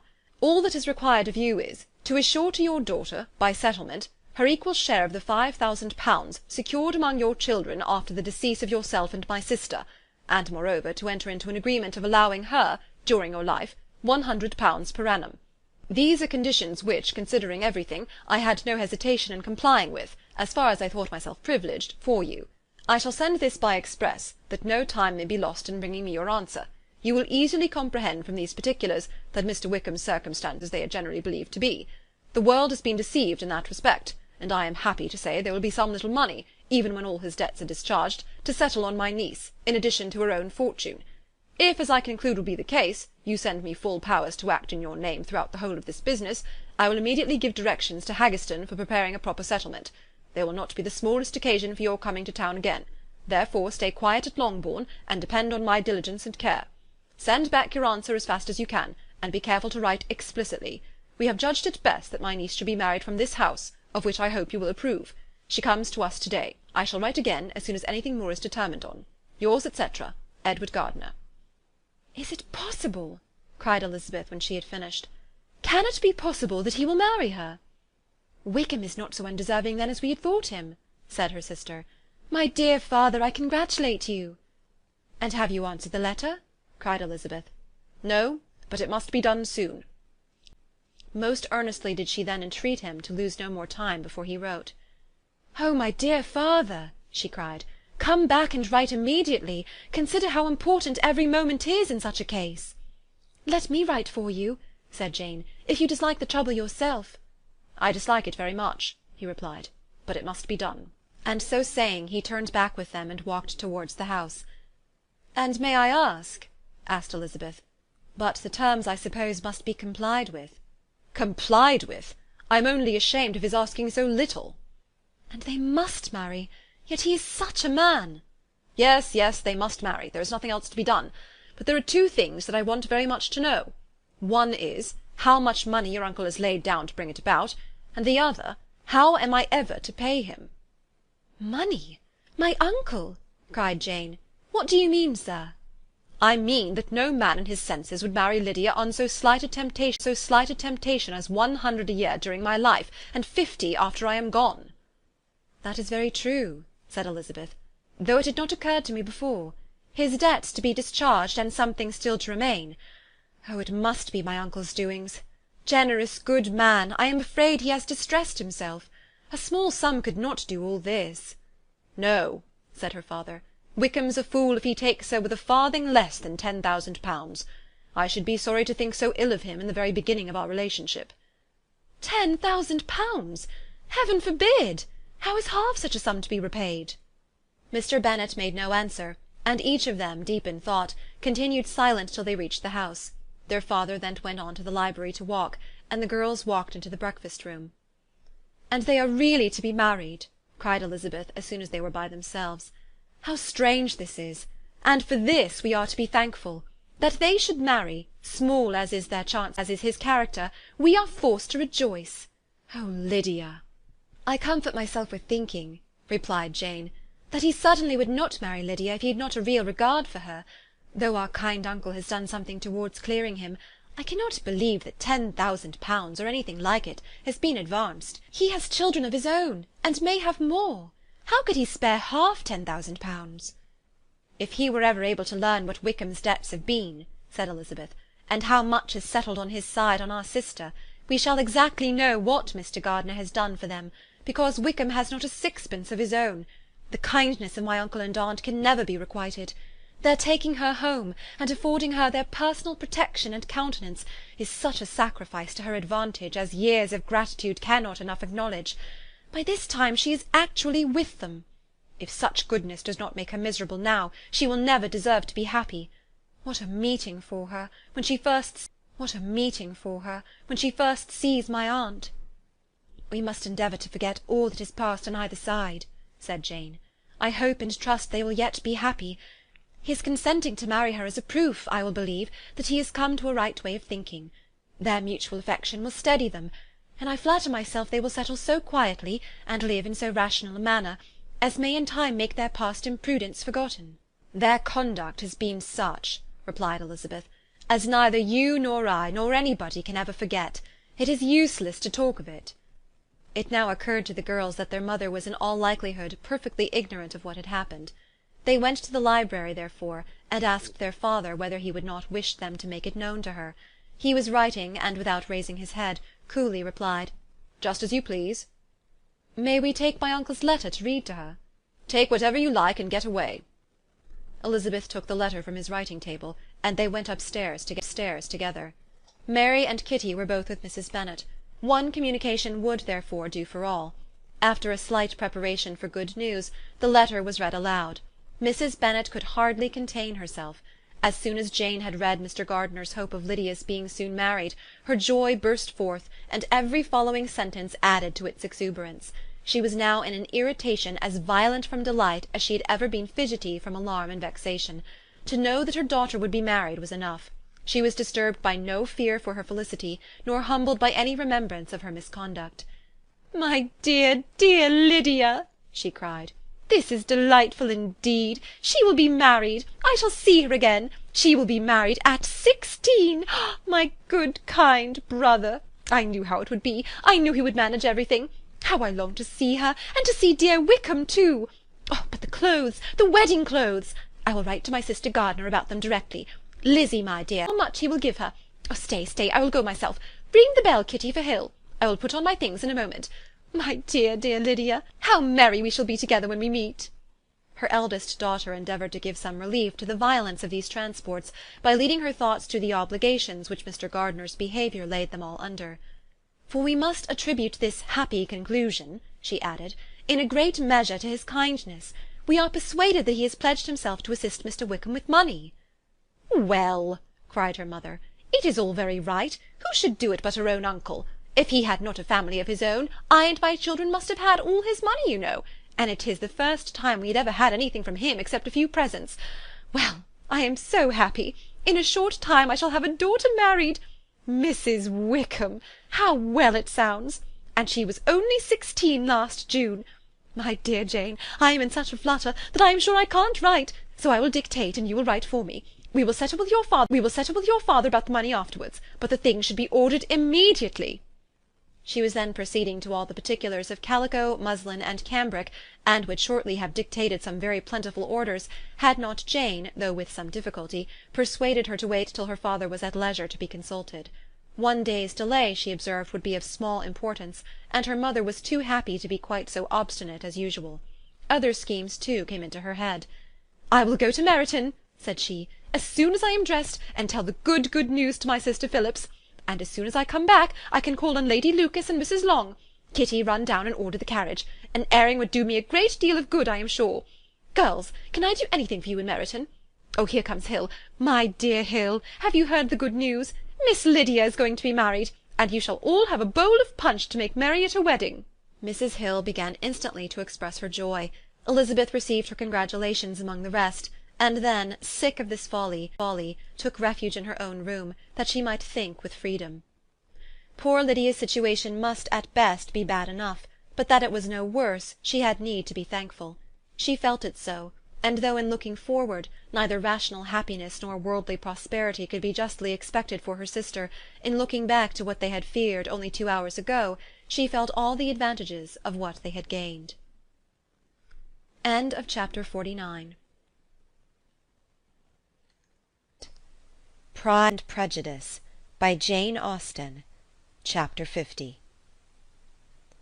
Mr. Bennet had very often wished before this period of his life that, instead of spending his whole income, he had laid by an annual sum for the better provision of his children and of his wife, if she survived him.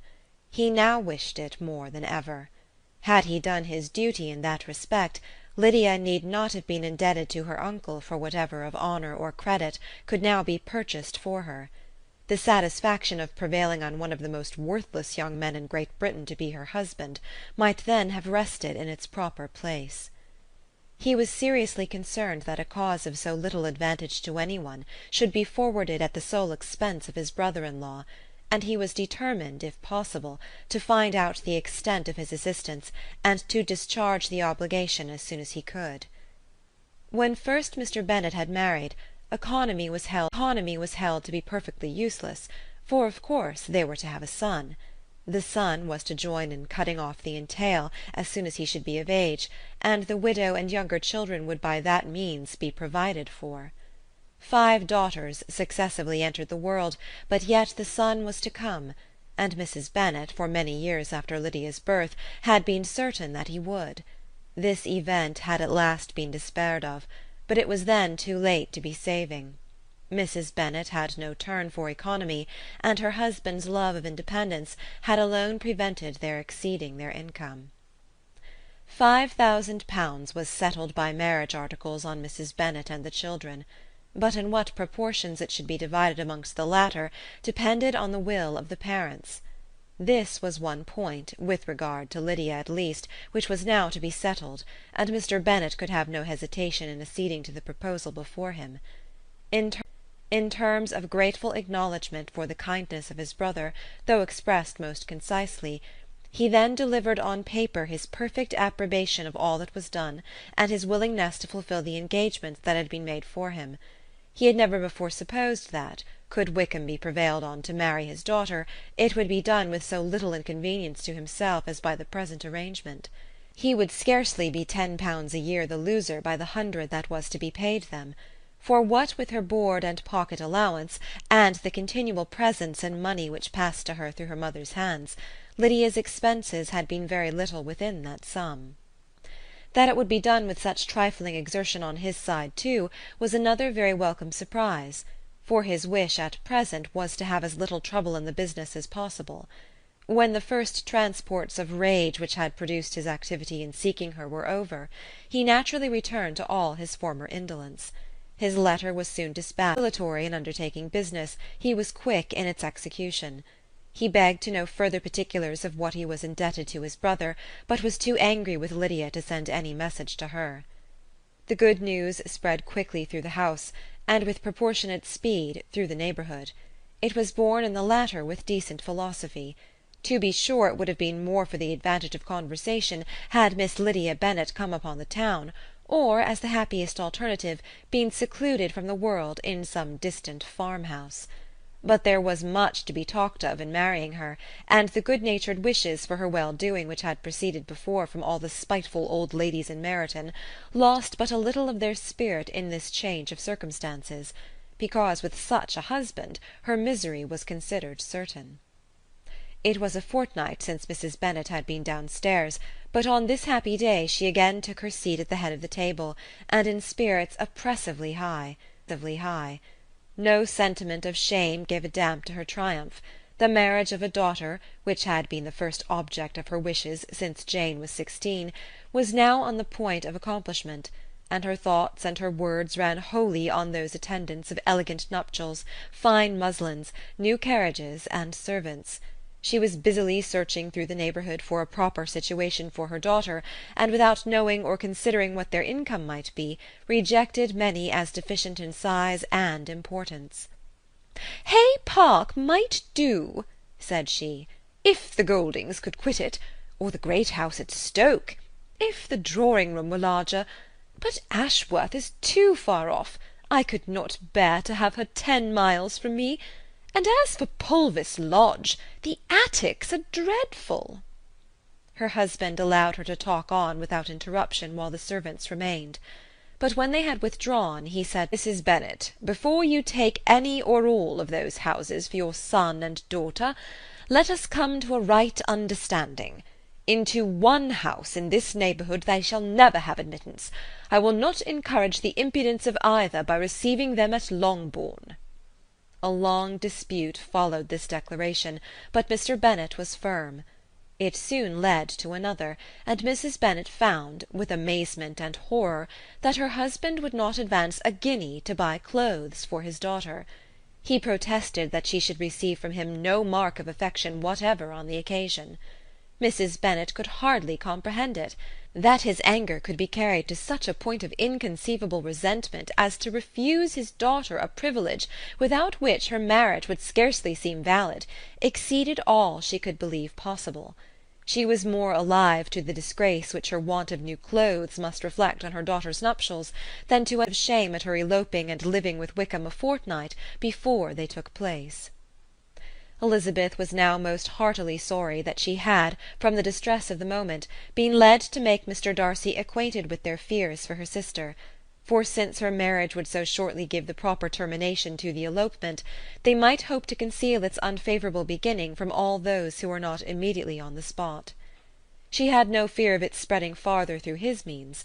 There were few people on whose secrecy she would have more confidently depended, but at the same time there was no one whose knowledge of a sister's frailty would have mortified her so much, not, however, from any fear of disadvantage from it individually to herself, for at any rate there seemed a gulf impassable between them. Had Lydia's marriage been concluded on the most honourable terms, it was not to be supposed that Mr. Darcy would connect himself with a family where, to every other objection, would now be added an alliance and relationship of the nearest kind with a man whom he so justly scorned. From such a connection she could not wonder that he would shrink. The wish of procuring her regard, which she had assured herself of his feeling in Derbyshire, could not in rational expectation survive such a blow as this. She was humbled, she was grieved, she repented, though she hardly knew of what. She became jealous of his esteem, when she could no longer hope to be benefited by it. She wanted to hear of him, when there seemed the least chance of gaining intelligence. She was convinced that she could have been happy with him when it was no longer likely they should meet. What a triumph for him, as she often thought, could he know that the proposals which she had proudly spurned only 4 months ago would now have been most gladly and gratefully received. He was as generous, she doubted not, as the most generous of his sex, but while he was mortal there must be a triumph. She began now to comprehend that he was exactly the man who, in disposition and talents, would most suit her. His understanding and temper, though unlike her own, would have answered all her wishes. It was an union that must have been to the advantage of both. By her ease and liveliness his mind might have been softened, his manners improved, and from his judgment, information, and knowledge of the world she must have received benefit of greater importance. But no such happy marriage could now teach the admiring multitude what connubial felicity really was. An union of a different tendency, and precluding the possibility of the other, was soon to be formed in their family. How Wickham and Lydia were to be supported in tolerable independence she could not imagine, but how little of permanent happiness could belong to a couple who were only brought together because their passions were stronger than their virtue she could easily conjecture. Mr. Gardiner soon wrote again to his brother. He briefly replied, with assurance of his eagerness to promote the welfare of any of his family, and concluded with entreaties that the subject might never be mentioned to him again.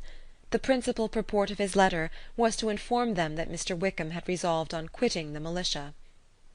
"It was greatly my wish that he should do so," he added, "as soon as his marriage was fixed on, and I think you will agree with me in considering the removal from that corps as highly advisable, both on his account and my niece's. It is Mr. Wickham's intention to go into the regulars, and among his former friends there are still some who are able and willing to assist him in the army. He has the promise of an ensigncy in General Blank's regiment, now quartered in the north. It is an advantage to have it so far from this part of the kingdom. He promises fairly, and I hope among different people, where they may each have a character to preserve, they will both be more prudent. I have written to Colonel Forster to inform him of our present arrangements, lest he is not deceived, and to request that he will satisfy the various creditors of Mr. Wickham in and near Brighton with assurances of speedy payment, for which I have pledged myself. And will you give yourself the trouble of carrying similar assurances to his creditors in Meryton, of whom I shall subjoin a list according to his information. He has given in all his debts. I hope at least he has not deceived us. Haggerston has our directions, and all will be completed in a week. They will then join his regiment, unless they are first invited to Longbourn, and I understand from Mrs. Gardiner that my niece is very desirous of seeing you all before she leaves the south. She is well, and begs to be dutifully remembered to you and your mother. Yours, etc., E. Gardiner. Mr. Bennet and his daughters saw all the advantages of Wickham's removal from the Blankshire as clearly as Mr. Gardiner could do. But Mrs. Bennet was not so well pleased with it. Lydia's being settled in the north, just when she had expected most pleasure and in her company, for she had by no means given up her plan of their residing in Hertfordshire, was a severe disappointment, and besides it was such a pity that Lydia should be taken from a regiment where she was acquainted with everybody, and had so many favourites. "She is so fond of Mrs. Forster," said she, "it will be quite shocking to send her away. And there are several of the young men, too, that she likes very much. The officers may not be so pleasant in General Blank's regiment." His daughter's request, for such it might be considered, of being admitted into her family again before she set off for the north, received at first an absolute negative. But Jane and Elizabeth, who agreed in wishing, for the sake of their sister's feelings and consequence, that she should be noticed on her marriage by her parents, urged him so earnestly, yet so rationally and so mildly, to receive her and her husband at Longbourn as soon as they were married, that he was prevailed on to think as they thought and act as they wished. And their mother had the satisfaction of knowing that she would be able to show her married daughter in the neighbourhood before she was banished to the north. When Mr. Bennet wrote again to his brother, therefore, he sent his permission for them to come, and it was settled that as soon as the ceremony was over they should proceed to Longbourn. Elizabeth was surprised, however, that Wickham should consent to such a scheme, and had she consulted only her own inclination, any meeting with him would have been the last object of her wishes. Chapter 50. Pride and Prejudice by Jane Austen. Chapter 51. Their sister's wedding day arrived, and Jane and Elizabeth felt for her probably more than she felt for herself. The carriage was sent to meet them at Blank, and they were to return in it by dinner-time. Their arrival was dreaded by the elder Miss Bennets, and Jane more especially, who gave Lydia the feelings which would have attended herself had she been the culprit, and was wretched in the thought of what her sister must endure. They came. The family were assembled in the breakfast-room to receive them. Smiles decked the face of Mrs. Bennet as the carriage drove up to the door.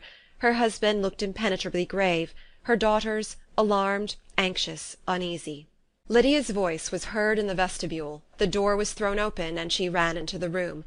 Her mother stepped forwards, embraced her, and welcomed her with rapture, gave her hand with an affectionate smile to Wickham, who followed his lady, and wished them both joy with an alacrity which showed no doubt of their happiness. Their reception from Mr. Bennet, to whom they then turned, was not quite so cordial. His countenance rather gained in austerity, and he scarcely opened his lips. The easy assurance of the young couple, indeed, was enough to provoke him. Elizabeth was disgusted, and even Miss Bennet was shocked. Lydia was Lydia still, untamed, unabashed, wild, noisy, and fearless. She turned from sister to sister, demanding their congratulations, and when at length they all sat down, looked eagerly round the room, took notice of some little alteration in it, and observed with a laugh that it was a great while since she had been there. Wickham was not at all more distressed than herself, but his manners were always so pleasing that had his character and his marriage been exactly what they ought, his smiles and his easy address, while he claimed their relationship, would have delighted them all. Elizabeth had not before believed him quite equal to such assurance, but she sat down, resolving within herself to draw no limits in future to the impudence of an impudent man. She blushed, and Jane blushed, but the cheeks of the two who caused their confusion suffered no variation of colour. There was no want of discourse. The bride and her mother could neither of them talk fast enough, and Wickham, who happened to sit near Elizabeth, began inquiring after his acquaintance in that neighbourhood, with a good-humoured ease which she felt very unable to equal in her replies. They seemed each of them to have the happiest memories in the world. Nothing of the past was recollected with pain, and led Lydia involuntarily to subjects which her sisters would not have alluded to for the world. "Only think of its being 3 months," she cried, "since I went away! It seems but a fortnight, I declare, and yet there have been things enough happened in the time. Good gracious, when I went away I am sure I had no more idea of being married till I came back again, though I thought it would be very good fun if I was." Her father lifted up his eyes. Jane was distressed. Elizabeth looked expressively at Lydia, but she, who never heard or saw anything of which she chose to be insensible, gaily continued, "Oh, mamma, do the people hereabouts know I am married to-day? I was afraid they might not, and we overtook William Golding in his curricle, so I was determined he should know it, and so I let down the side-glass next to him, and took off my glove, and let my hand just rest upon the window-frame, so that he might see the ring, and then I bowed and smiled like anything."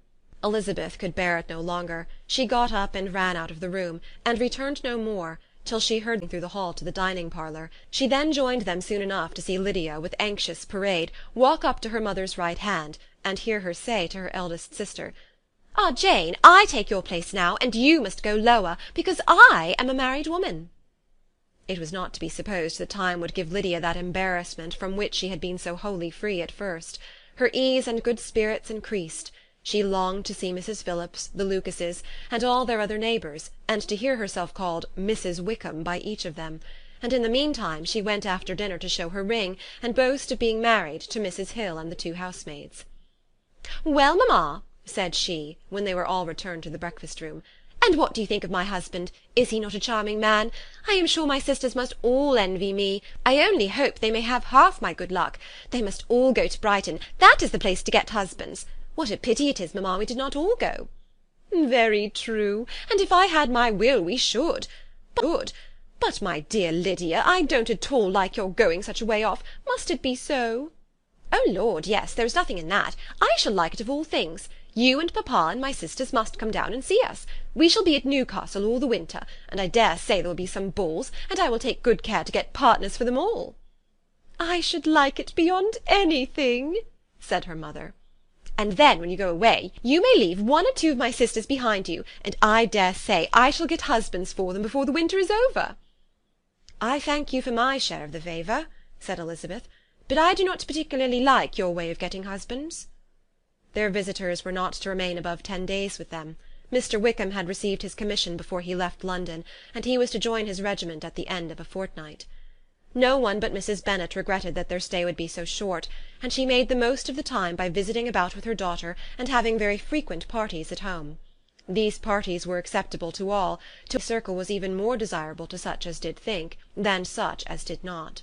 Wickham's affection for Lydia was just what Elizabeth had expected to find it, not equal to Lydia's for him.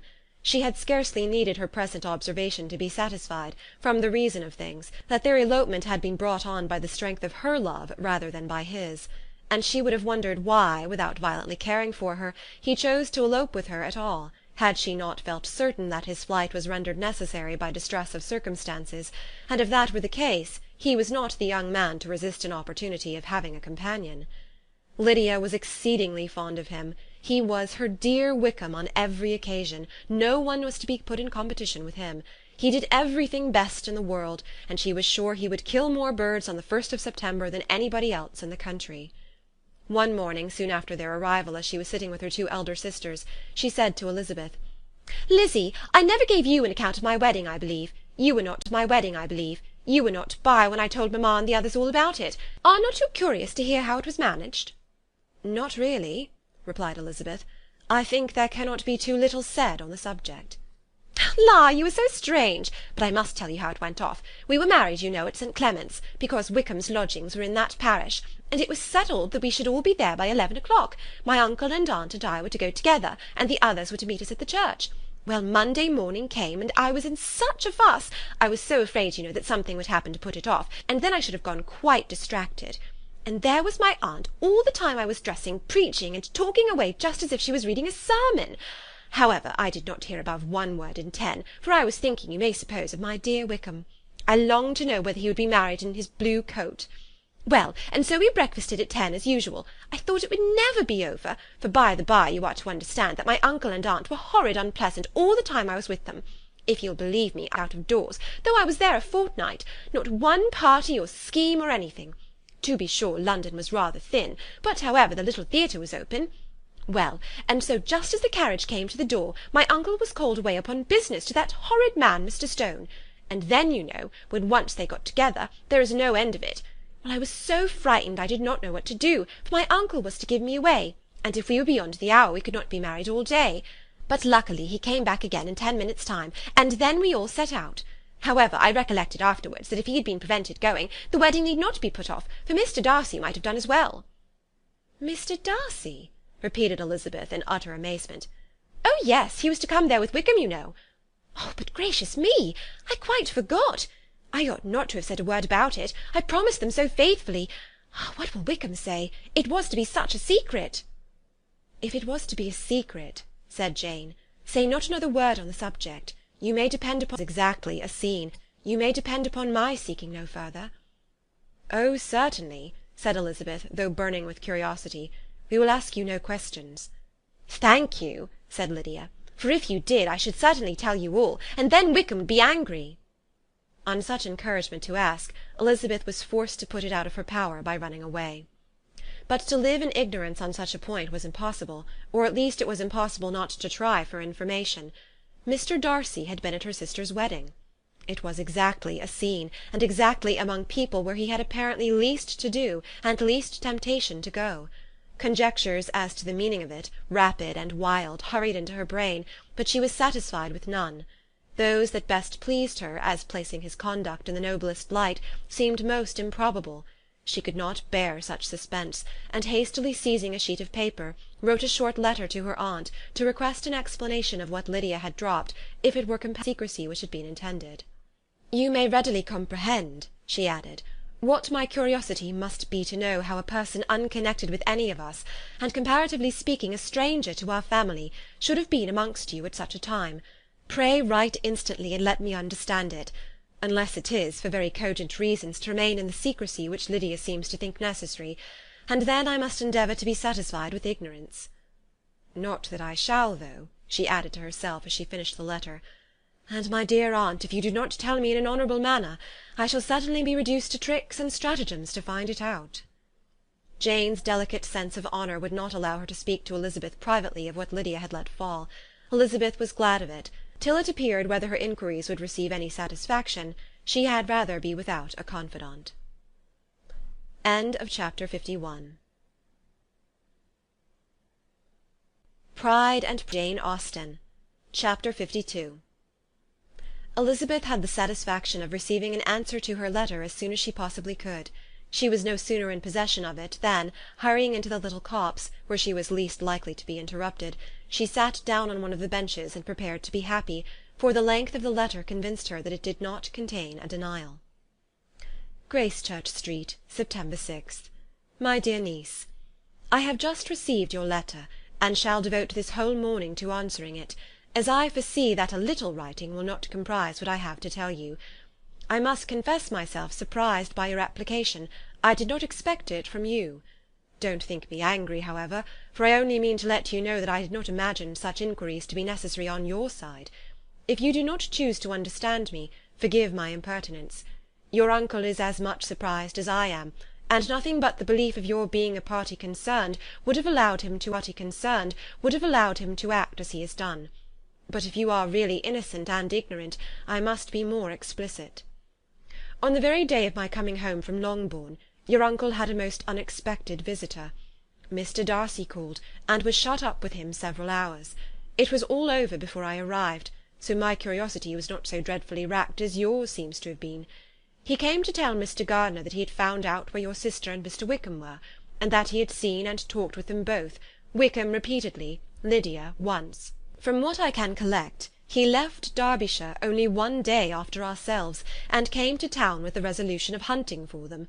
The motive professed was his conviction of its being owing to himself that Wickham's worthlessness had not been so well known as to make it impossible for any young woman of character to love or confide in him.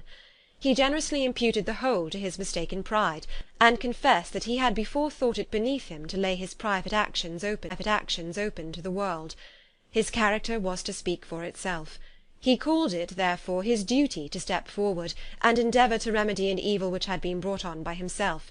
If he had another motive, I am sure it would never disgrace him. He had been some days in town before he was able to discover them, but he had something to direct his search, which was more than we had, and the consciousness of this was another reason for his resolving to follow us. There is a lady, it seems, a Mrs. Young, who was some time ago governess to Miss Darcy, and was dismissed from her charge on some cause of disapprobation, though he did not say what. She then took a large house in Edward Street, and has since maintained herself by letting lodgings. This Mrs. Young was, he knew, intimately acquainted with Wickham, and he went to her for intelligence of him as soon as he got to town. But it was 2 or 3 days before he could get from her what he wanted. She would not betray her trust, I suppose, without bribery and corruption, for she really did know where her friend were on their first arrival in London, and had she been able to receive them into her house, they would have taken up their abode with her. At length, however, our kind friend procured the wished-for direction. They were in Street. He saw Wickham, and afterwards insisted on seeing Lydia. His first object with her, he acknowledged, had been to persuade her to quit her present disgraceful situation, and return to her friends as soon as they could be prevailed on to receive her, offering his assistance as far as it would go. But he found Lydia absolutely resolved on remaining where she was. She cared for none of her friends, she wanted no help of his, she would not hear of leaving Wickham. She was sure they should be married some time or other, and it did not much signify when.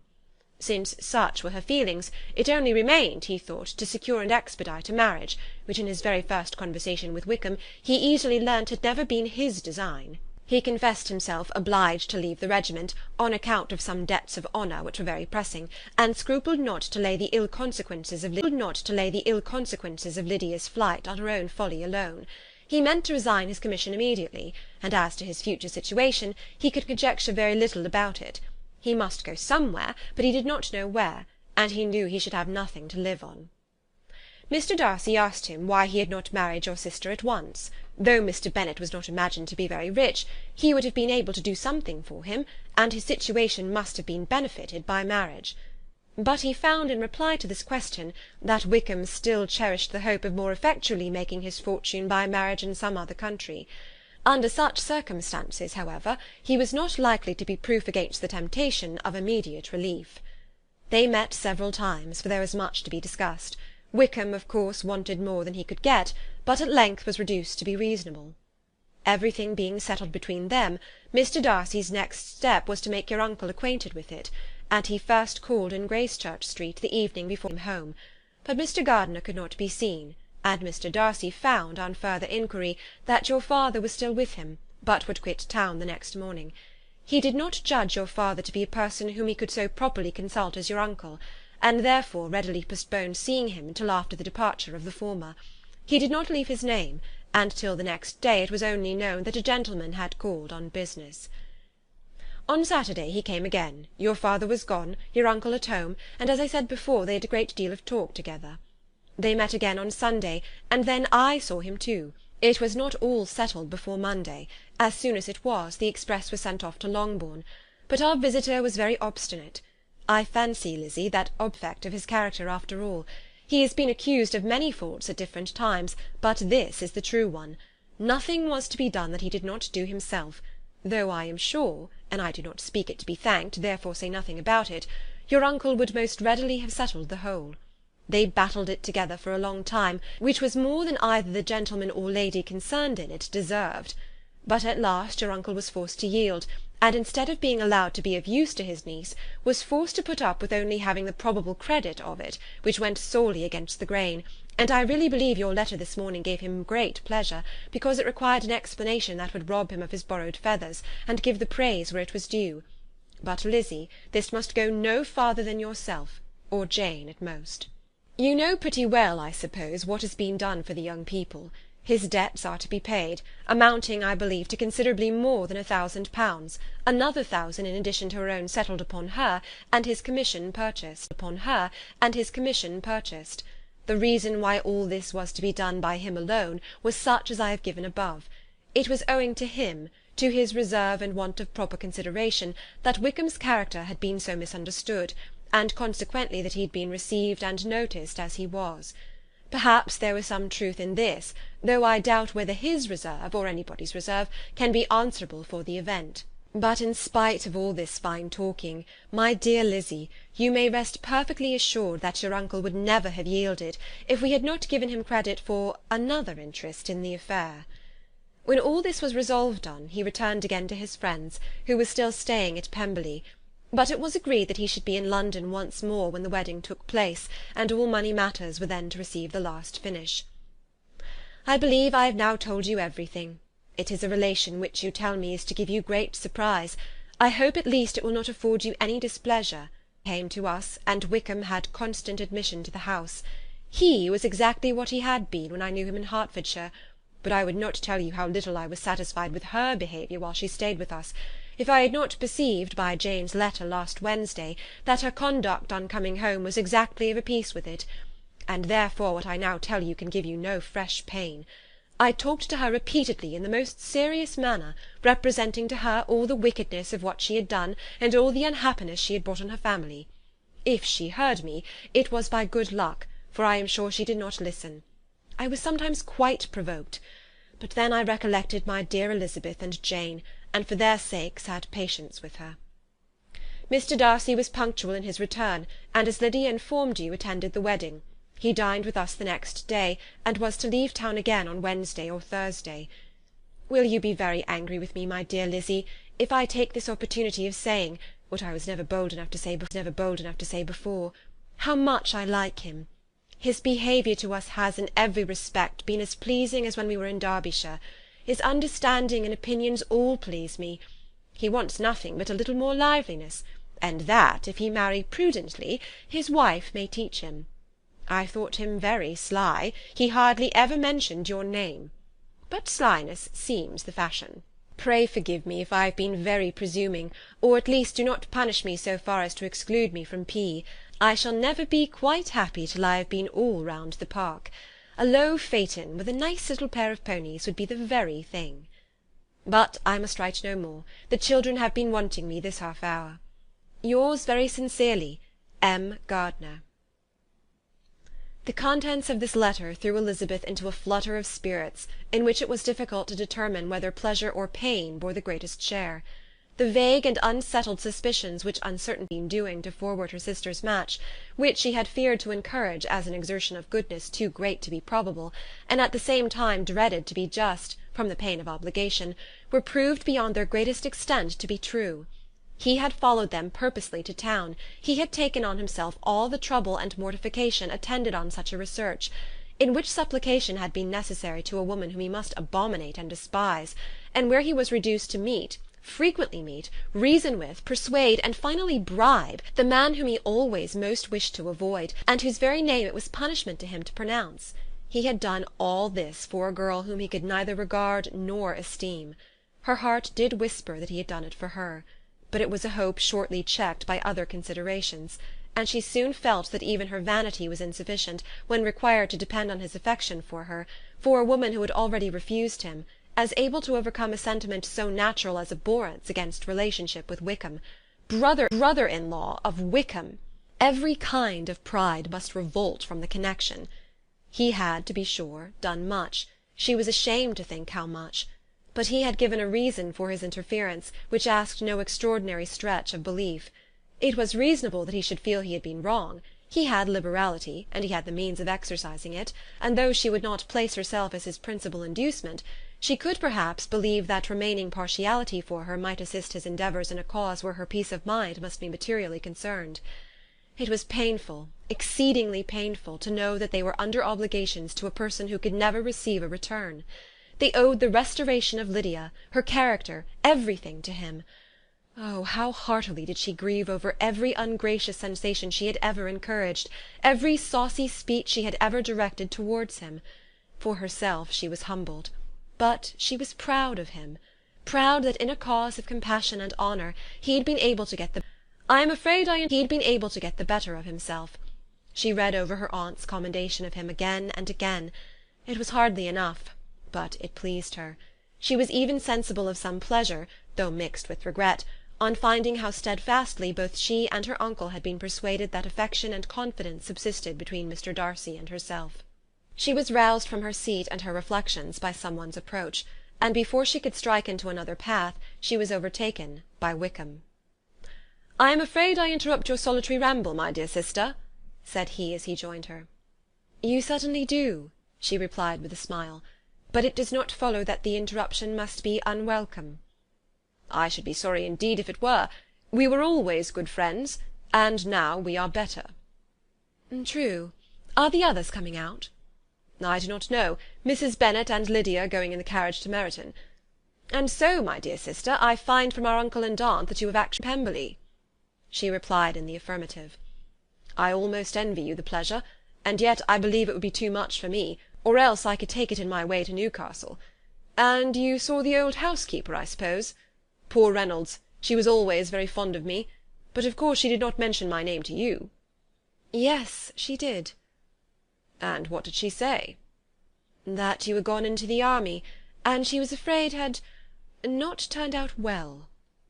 At such a distance as that, you know, things are strangely misrepresented." "Certainly," he replied, biting his lips. Elizabeth hoped she had silenced him, but he soon afterwards said, "I was surprised to see Darcy in town last month. We passed each other several times. I wonder what he can be doing there." "Perhaps preparing for his marriage with Mr. Berg," said Elizabeth. "It must be something particular to take him there at this time of year." "Undoubtedly. Did you see him while you were— I mention it because I thought I understood from the gardeners that you had." "Yes, he introduced us to his sister." "And do you like her?" "Very much." "I have heard, indeed, that she is uncommonly improved within this year or two. When I last saw her she was not very promising. I am very glad you liked her. I hope she will turn out well." "I dare say she will. She has got over the most trying age." "Did you go by the village of Kympton?"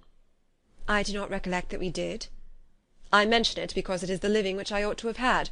A most delightful place, excellent parsonage house. It would have suited me in every respect." "How should you have liked making sermons?" "Exceedingly well. I should have considered it as part of my duty, and the exertion would have been nothing. One ought not to repine, but to be sure it would have been such a thing for me. The quiet, the retirement of such a life would have answered all my ideas of happiness. But it was not to be. Did you ever hear Darcy mention the circumstance? I have heard from authority, which I thought as good, that it was left to you conditionally only, and at the will of the present patron. You have. Yes, there was something in that. I told you so from the first, you may remember. I did hear, too, that there was a time when sermon-making was not so palatable to you as it seems to be at present, that you actually declared your resolution of never taking orders, and that the business had been compromised accordingly. You did, and it was not wholly without foundation. You may remember what I told you on that point when first we talked of it. They were now almost at the door of the house, for she had walked fast to get rid of him, and unwilling for her sister's sake to provoke him, she only said in reply with a good-humoured smile, "Come, Mr. Wickham, we are brother and sister, you know. Do not let us quarrel about the past. In future I hope we shall always be of one mind." She held out her hand. He kissed it with affectionate gallantry, though he hardly knew where to look, and they entered the house. End of chapter 52. Pride by Jane Austen. Chapter 53. Mr. Wickham was so perfectly satisfied with this conversation that he never again distressed himself, or provoked his dear sister Elizabeth, by introducing the subject of it, and she was pleased to find that she had said enough to keep him quiet. The day of his and Lydia's departure soon came, and Mrs. Bennet was forced to submit to a separation, which, as her husband by no means entered into her scheme of their all going to Newcastle, was likely to continue at least a twelvemonth. "Oh, my dear Lydia!" she cried, "when shall we meet again?" "Oh, Lord, I don't know. Not these 2 or 3 years, perhaps." "Write to me very often, my dear." "As often as I can, but you know married women have never much time for writing. My sisters may write to me. They will have nothing else to do." Mr. Wickham's adieus were much more affectionate than his wife's. He smiled, looked handsome, and said many pretty things. Parting with one's friend, and said many pretty things. "He is as fine a fellow," said Mr. Bennet as soon as they were out of the house, "as ever I saw. He simpers and smirks and makes love to us all. I am prodigiously proud of him. I defy even Sir William Lucas himself to produce a more valuable son-in-law."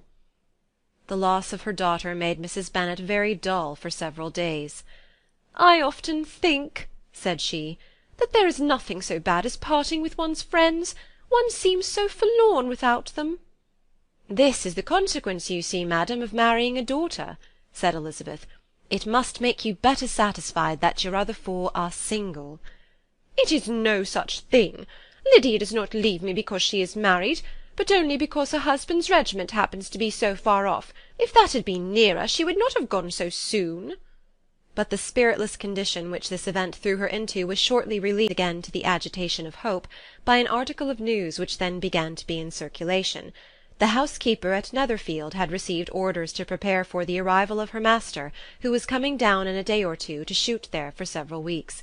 Mrs. Bennet was quite in the fidgets. She looked at Jane and smiled and shook her head by turns.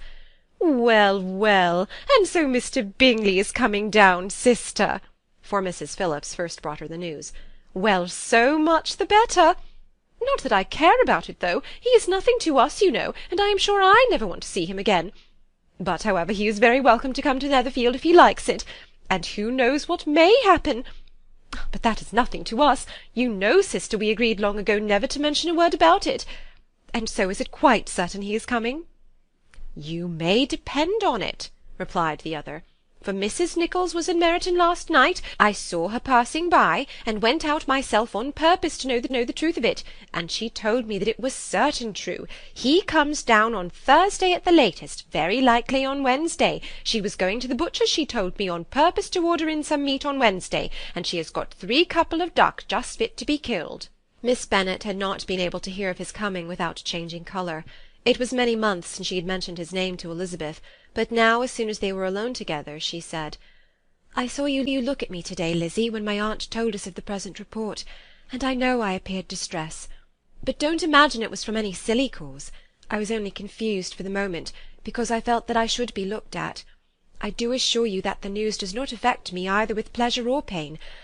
I am glad of one thing, that he comes alone, because we shall see the less of him. Not that I am afraid of myself, but I dread other people's remarks." Elizabeth did not know what to make of it. Had she not seen him in Derbyshire, she might have supposed him capable of coming there with no other view than what was acknowledged, but she still thought him partial to Jane, and she wavered as to the greater probability of his coming there with his friend's permission, or being bold enough to come without it. "Yet it is hard," she sometimes thought, "that this poor man cannot come to a house which he has legally hired, without raising all this speculation. I will leave him to himself." In spite of what her sister declared, and really believed to be her expectation of his arrival, Elizabeth could easily perceive that her spirits were affected by it. They were more disturbed, more unequal, than she had often seen them.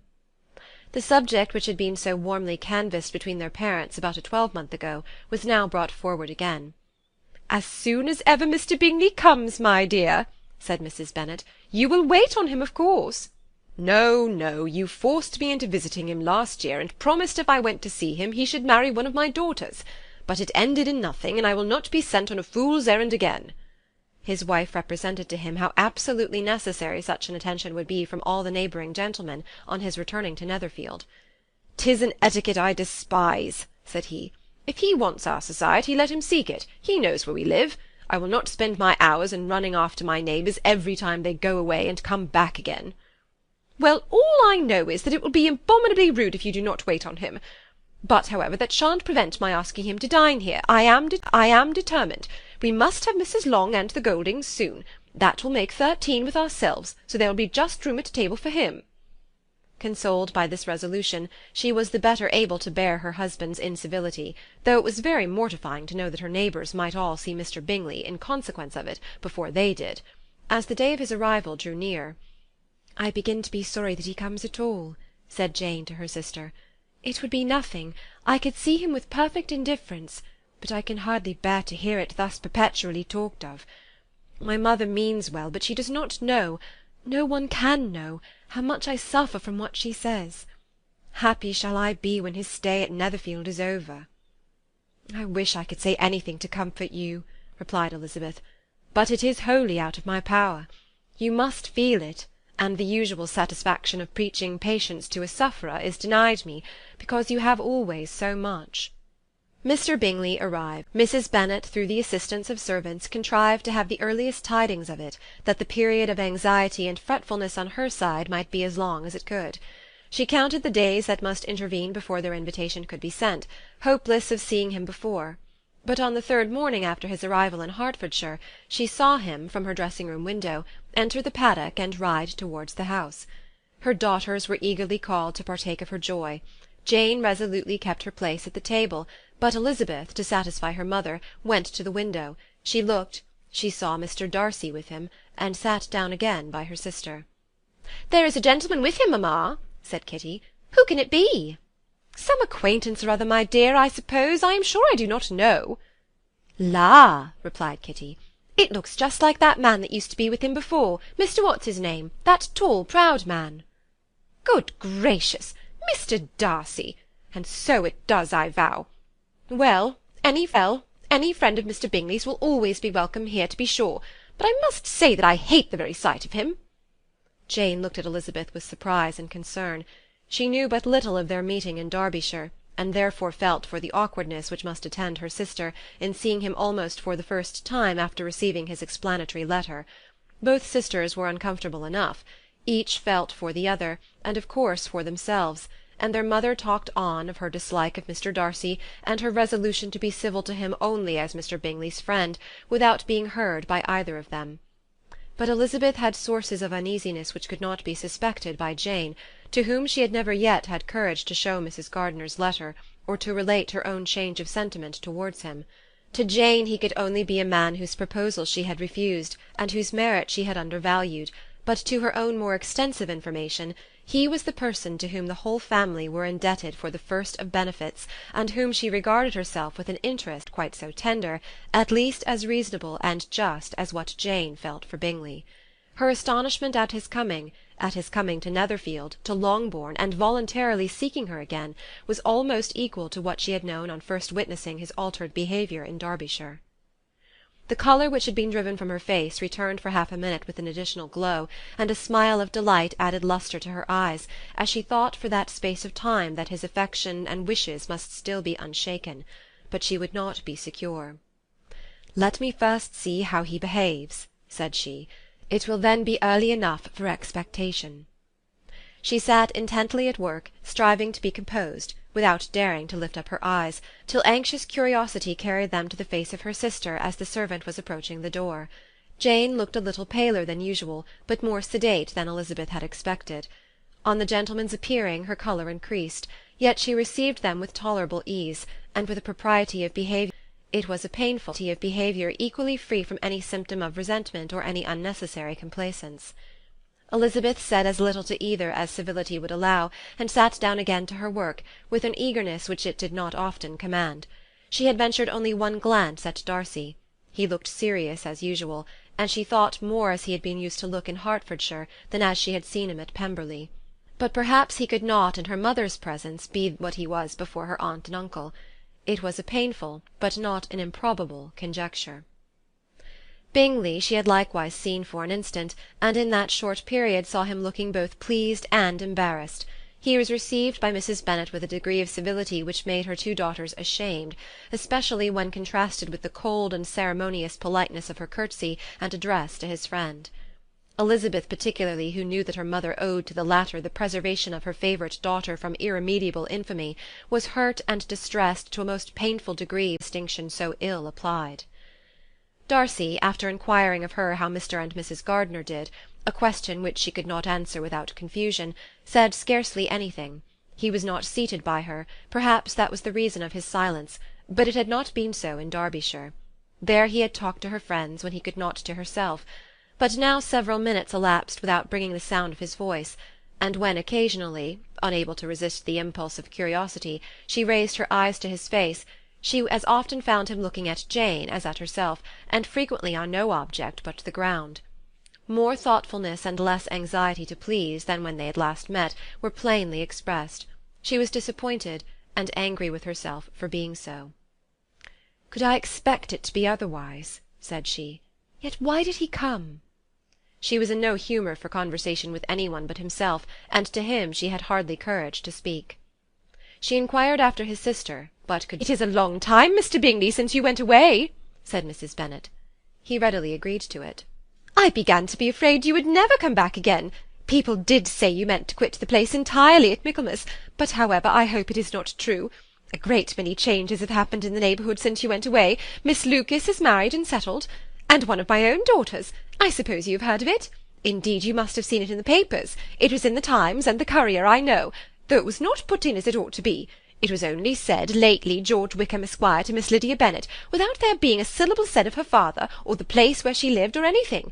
It was my brother Gardiner's drawing up too, and I wonder how he came to make such an awkward business of it. Did you see it?" Bingley replied that he did, and made his congratulations. Elizabeth dared not lift up her eyes. How Mr. Darcy looked, therefore, she could not tell. "It is a delightful thing, to be sure, to have a daughter well married," continued her mother. "But at the same time, Mr. Bingley, it is very hard to have her taken such away from me. They are gone down to Newcastle, a place quite northward, it seems, and there they are to stay I do not know how long. His regiment is there, for I suppose you have heard of his leaving the Blankshire, and of his being gone into the regulars. Thank heaven he has some friends, though perhaps not so many as he deserves." Elizabeth, who knew this to be levelled at Mr. Darcy, was in such a misery of shame that she could hardly keep her seat. It drew from her, however, the exertion of speaking, which nothing else had so effectually done before, and she asked Bingley whether he meant to make any stay in the country at present. A few weeks, he believed. "When you have killed all your own birds, Mr. Bingley," said her mother, "I beg you will come here and shoot as many as you please on Mr. Bennet's manor. I am sure he'll be vastly happy to oblige you, and will save all the best of the coveys for you." Elizabeth's misery increased at such unnecessary, such officious attention. Were the same fair prospect to arise at present as had flattered them a year ago, everything, she was persuaded, would be hastening to the same vexatious conclusion. At that instant she felt that years of happiness could not make Jane or herself amends for moments of such painful confusion. "The first wish of my heart," said she to herself, "is never more to be in company with either of them. Their society can afford no pleasure that will atone for such wretchedness as this. Let me never see either one or the other again." Yet the misery, for which years of happiness were to offer no compensation, received soon afterwards material relief, from observing how much the beauty of her sister rekindled the admiration of her former lover. When first he came in he had spoken to her but little, but every 5 minutes seemed to be giving her more of his attention. He found her as handsome as she had been last year, as good-natured and as unaffected, though not quite so chatty. Jane was anxious that no difference should be perceived in her at all, and was really persuaded that she talked as much as ever, but her mind was so busily engaged that she did not always know when she was silent. When the gentlemen rose to go away, Mrs. Bennet was mindful of her intended civility, and they were invited and engaged to dine at Longbourn in a few days' time. "You are quite a visit in my debt, Mr. Bingley," she added, "for when you went to town last winter you promised to take a family dinner with us as soon as you returned. I have not forgot, you see, and I assure you I was very much disappointed that you did not come back and keep your engagement." Bingley looked a little silly at this reflection, and said something of his concern at having been prevented by business. Then they went away. Mrs. Bennet had been strongly inclined to ask them to stay and dine there that day, but though she always kept a very good table, she did not think anything less than 2 courses could be good enough for a man on whom she had such anxious designs, or satisfy the appetite and pride of one who had 10,000 a year. Chapter 53. Pride and Prejudice, Jane Austen. Chapter 54. As soon as they were gone, Elizabeth walked out to recover her spirits, or in other words, to dwell without interruption on those subjects that must deaden them more. Mr. Darcy's behaviour astonished and vexed her. "Why, if he came only to be silent, grave, and indifferent," said she, "did he come at all?" She could settle it in no way that gave her pleasure. "He could be still amiable, still pleasing to my uncle and aunt when he was in town, and why not to me? If he fears me, why come hither? If he no longer cares for me, why silent? Teasing, teasing man! I will think no more about him." Her resolution was for a short time involuntarily kept by the approach of her sister, who joined her with cheerful look, which showed her better satisfied with their visitors than Elizabeth. "Now," said she, "that this first meeting is over, I feel perfectly easy.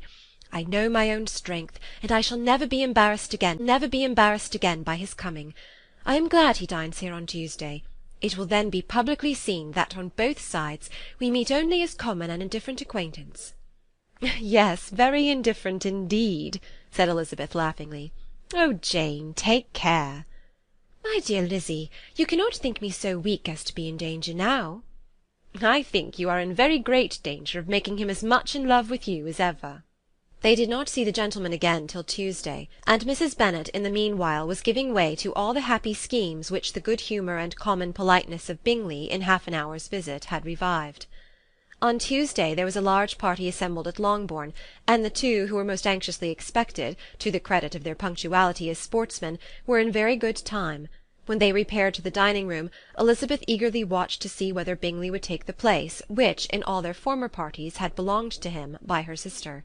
Her prudent mother, occupied by the same ideas, forbade him to sit by herself. On entering the room he seemed to hesitate, but Jane happened to look round, and happened to smile. It was decided. He placed himself by her. Elizabeth, with a triumphant sensation, looked towards his friend.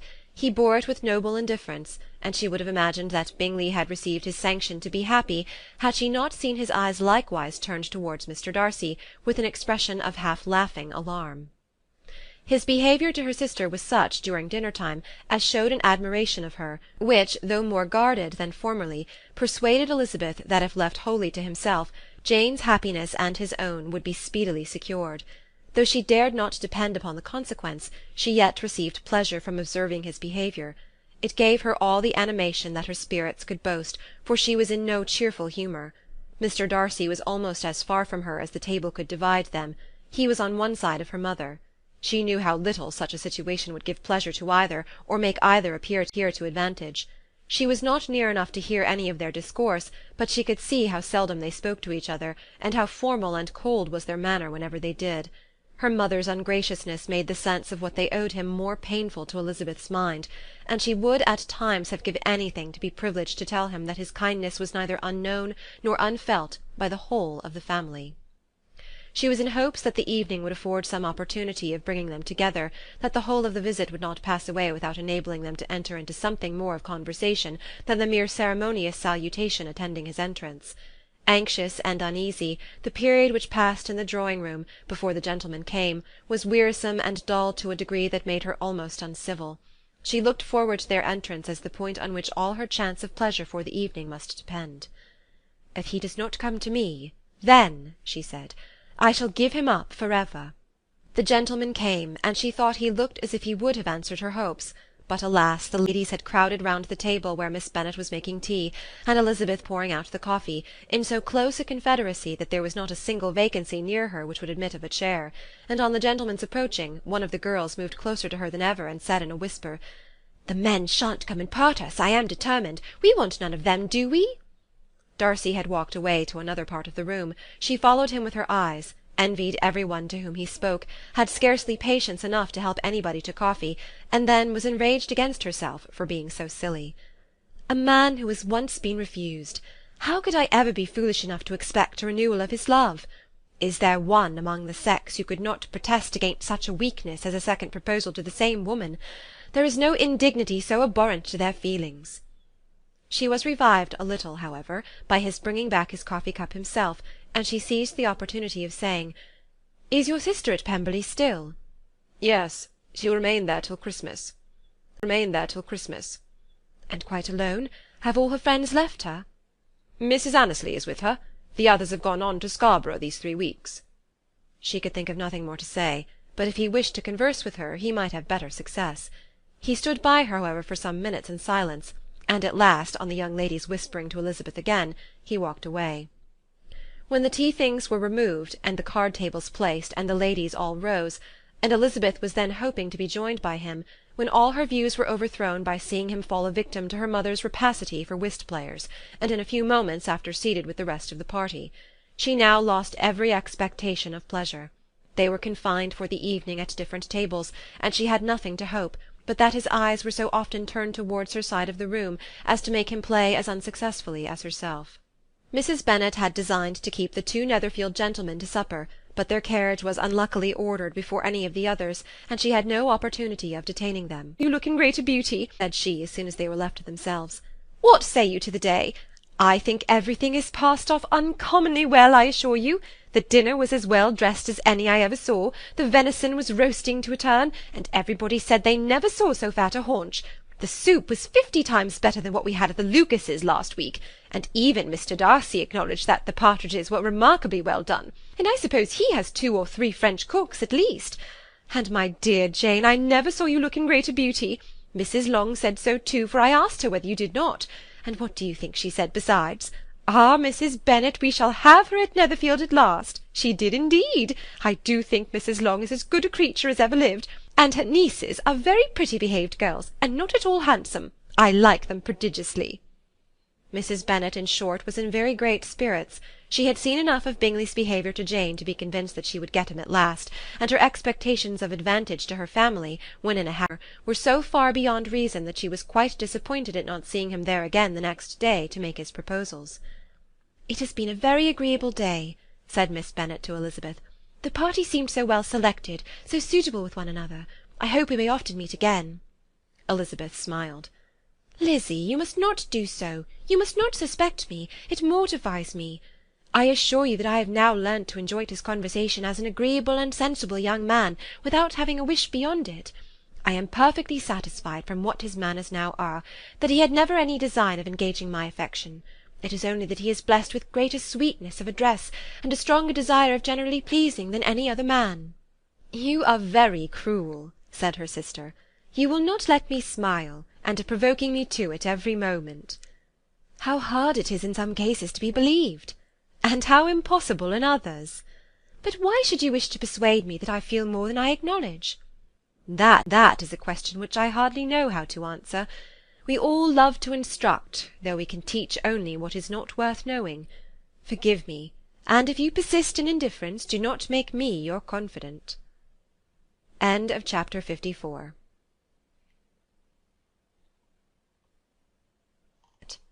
Pride, Prejudice by Jane Austen. Chapter 55. A few days after this visit Mr. Bingley called again, and alone. His friend had left him that morning for London, but was to return home in 10 days' time. He sat with them above an hour, and was in remarkably good spirits. Mrs. Bennet invited him to dine with them, but with many expressions of concern he confessed himself engaged elsewhere. "Next time you call," said she, "I hope we shall be more lucky." He should be particularly happy at any time, etc., etc., and if she would give him leave, would take an early opportunity of waiting on them. "Can you come to-morrow?" Yes, he had no engagement at all for to-morrow, and her invitation was accepted with alacrity. He came, and in such very good time that the ladies were none of them dressed. In ran Mrs. Bennet to her daughter's room in her dressing-gown, and with her hair half finished, crying out, "My dear Jane, make haste and hurry down. He is come, he is indeed. Make haste, make haste. Here, Sarah, come to Miss Bennet this moment, and help her on with her gown. Never mind Miss Lizzie's hair." "We will be down as soon as we can," said Jane. "But I dare say Kitty is forwarder than either of us, for she went upstairs half an hour ago." "Oh, hang Kitty! What has she to do with it? Come, be quick, be quick! Where is your sash, my dear?" But when her mother was gone, Jane would not be prevailed on to go down without one of her sisters. The same anxiety to get them by themselves was visible again in the evening. After tea Mr. Bennet retired to the library, as was his custom, and Mary went upstairs to her instrument. 2 obstacles of the 5 being thus removed, Mrs. Bennet sat down, and winking at Elizabeth and Catherine for a considerable time, without making any impression on them. Elizabeth would not observe her, and when at last Kitty did, she very innocently said, "What is the matter, mamma? What do you keep winking at me for? What am I to do?" "Oh, nothing, child, nothing. I did not wink at you." She then sat still 5 minutes longer, but unable to waste such a precious occasion, she suddenly got up, and saying to Kitty, "Come here, my love, I want to speak to you," took her out of the room. Jane instantly gave a look at Elizabeth which spoke her distress at such premeditation, and her entreaty that she would not give in to it. In a few minutes Mrs. Bennet half opened the door, and called out, "Lizzie, my dear, I want to speak with you." Elizabeth was forced to go. "We may as well leave them by themselves, you know," said her mother as soon as she was in the hall. "Kitty and I are going upstairs to sit in my dressing-room." Elizabeth made no attempt to reason with her mother, but remained quietly in the hall, till she and Kitty were out of sight, then returned to the drawing-room. Mrs. Bennet's schemes for the day were ineffectual. Bingley was everything that was charming, except the professed lover of her daughter. His ease and cheerfulness rendered him a most agreeable addition to their evening party, and he bore with the ill-judged officiousness and heard all her silly remarks with a forbearance and command of countenance particularly grateful to the daughter. He scarcely needed an invitation to stay supper, and before he went away an engagement was formed, chiefly through his own and Mrs. Bennet's means, for his coming next morning to shoot with her husband. After this day Jane said no more of her indifference. Not a word passed between the sisters concerning Bingley, but Elizabeth went to bed in the happy belief that all must speedily be concluded, unless Mr. Darcy returned within the stated time. Seriously, however, she felt tolerably persuaded that all this must have taken place with that gentleman's concurrence. Bingley was punctual to his appointment, and he and Mr. Bennet spent the morning together, as had been agreed on. The latter was much more agreeable than his companion expected. There was nothing of presumption or folly in Bingley that could provoke his ridicule, or disgust him into silence, and he was more communicative and less eccentric than the other had ever seen him. Bingley of course returned with him to dinner, and in the evening its invention was again at work to get everybody away from him and her daughter. Elizabeth, who had a letter to write, went into the breakfast-room for that purpose soon after tea, for as the others were all going to sit down to cards, she could not be wanted to counteract her mother's schemes. But on returning to the drawing-room, when her letter was finished, she saw, to her infinite surprise, there was reason to fear that her mother had been too ingenious for her. On opening the door, she perceived her sister and Bingley standing together over the hearth, as if engaged in earnest conversation, and had this led to no suspicion, the faces of both, as they hastily turned round and moved away from each other, would have told it all. Their situation was awkward enough, but hers, she thought, was still worse. Not a syllable was uttered by either, and Elizabeth was on the point of going away again, when Bingley, who as well as the other had sat down, suddenly rose, and whispering a few words to her sister, ran out of the room. Jane could have no reserves from Elizabeth where confidence would give pleasure, and instantly embracing her, acknowledged with the liveliest emotion that she was the happiest creature in the world. "'Tis too much," she added, by far too much. I do not deserve it. Oh, why is everybody not as happy?" Elizabeth's congratulations were given with a sincerity, a warmth, a delight, which words could but poorly express. Every sentence of kindness was a fresh source of happiness to Jane. But she would not allow herself to stay with her sister, or say half that remained to be said for the present. "I must go instantly to my mother," she cried. "I would not on any account trifle with her affectionate solicitude, or allow her to hear it from any one but myself. He is gone to my father already. Oh, Lizzie, to know that what I have to relate will give such pleasure to all my dear family! How shall I bear so much happiness?" She then hastened away to her mother, who had purposely broken up the card-party, and was sitting upstairs with Kitty. Elizabeth, who was left by herself, now smiled at the rapidity and ease with which such an affair was finally settled, that had given them so many previous months of suspense and vexation. "And this," said she, "is the end of all his friends' anxious circumspection, of all his sister's falsehood and contrivance, the happiest, wisest, most reasonable end." In a few minutes she was joined by Bingley, whose conference with her father had been short and to the purpose. "Where is your sister?" said he hastily as he opened the door. "With my mother upstairs. She will be down in a moment, I dare say." He then shut the door, and coming up to her, claimed the good wishes and affection of a sister. Elizabeth honestly and heartily expressed her delight in the prospect of their relationship. They shook hands with great cordiality, and then, till her sister came down, she had to listen to all he had to say of his own happiness, and of Jane's perfections, and in spite of his being a lover, Elizabeth really believed all his expectations of felicity to be rationally founded, because they had for basis the excellent understanding and when Mr. Jane, and a general similarity of feeling and taste between her and himself. It was an evening of no common delight to them all. The satisfaction of Miss Bennet's mind gave a glow of such sweet animation to her face as made her look handsomer than ever. Kitty simpered and smiled, and hoped her turn was coming soon. Mrs. Bennet could not give her consent or speak her approbation in terms warm enough to satisfy her feelings, though she talked to Bingley of nothing else for half an hour, and when Mr. Bennet joined him at supper, his voice and manner plainly showed how really happy he was. Not a word, however, passed his lips in allusion to it, till their visitor took his leave for the night, but as soon as he was gone he turned to his daughter and said, "Jane, I congratulate you. You will be a very happy woman." Jane went to him instantly, kissed him, and thanked him for his goodness. "You are a good girl," he replied, "and I have great pleasure in thinking you will be so happily settled. I have not a doubt of your doing very well together. Your tempers are by no means unlike. You are each of you so complying that nothing will be ever resolved on, so easy that every servant will cheat you, and so generous that you will always exceed your income." "I hope not so. Imprudence or thoughtlessness in money matters would be unpardonable in me." "Exceed their income! My dear Mr. Bennet," cried his wife, "what are you talking of? Why, he has 4,000 or 5,000 a year, and very likely more." Then, addressing her daughter, "Oh, my dear, dear Jane, I am so happy! I am sure I shan't get a wink of sleep all night. I knew how it would be. I always said it must be so at last. I was sure you could not be so beautiful for nothing. I remember as soon as ever I saw him when he first came into Hertfordshire last year, I thought how likely it was that you should come together. Oh, he is the handsomest young man that ever was seen." Wickham, Lydia, were all forgotten. Jane was beyond competition her favourite child. At that moment she cared for no other. Her younger sisters soon began to make interest with her for objects of happiness which she might in future be able to dispense. Mary petitioned for the use of the library at Netherfield, and Kitty begged very hard for a few balls there every winter.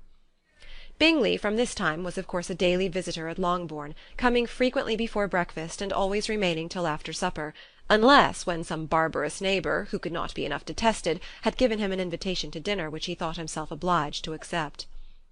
Elizabeth had now but little time for conversation with her sister, for while he was present Jane had no attention to bestow on any one else, but she found herself considerably useful to both of them in those hours of separation that must sometimes occur.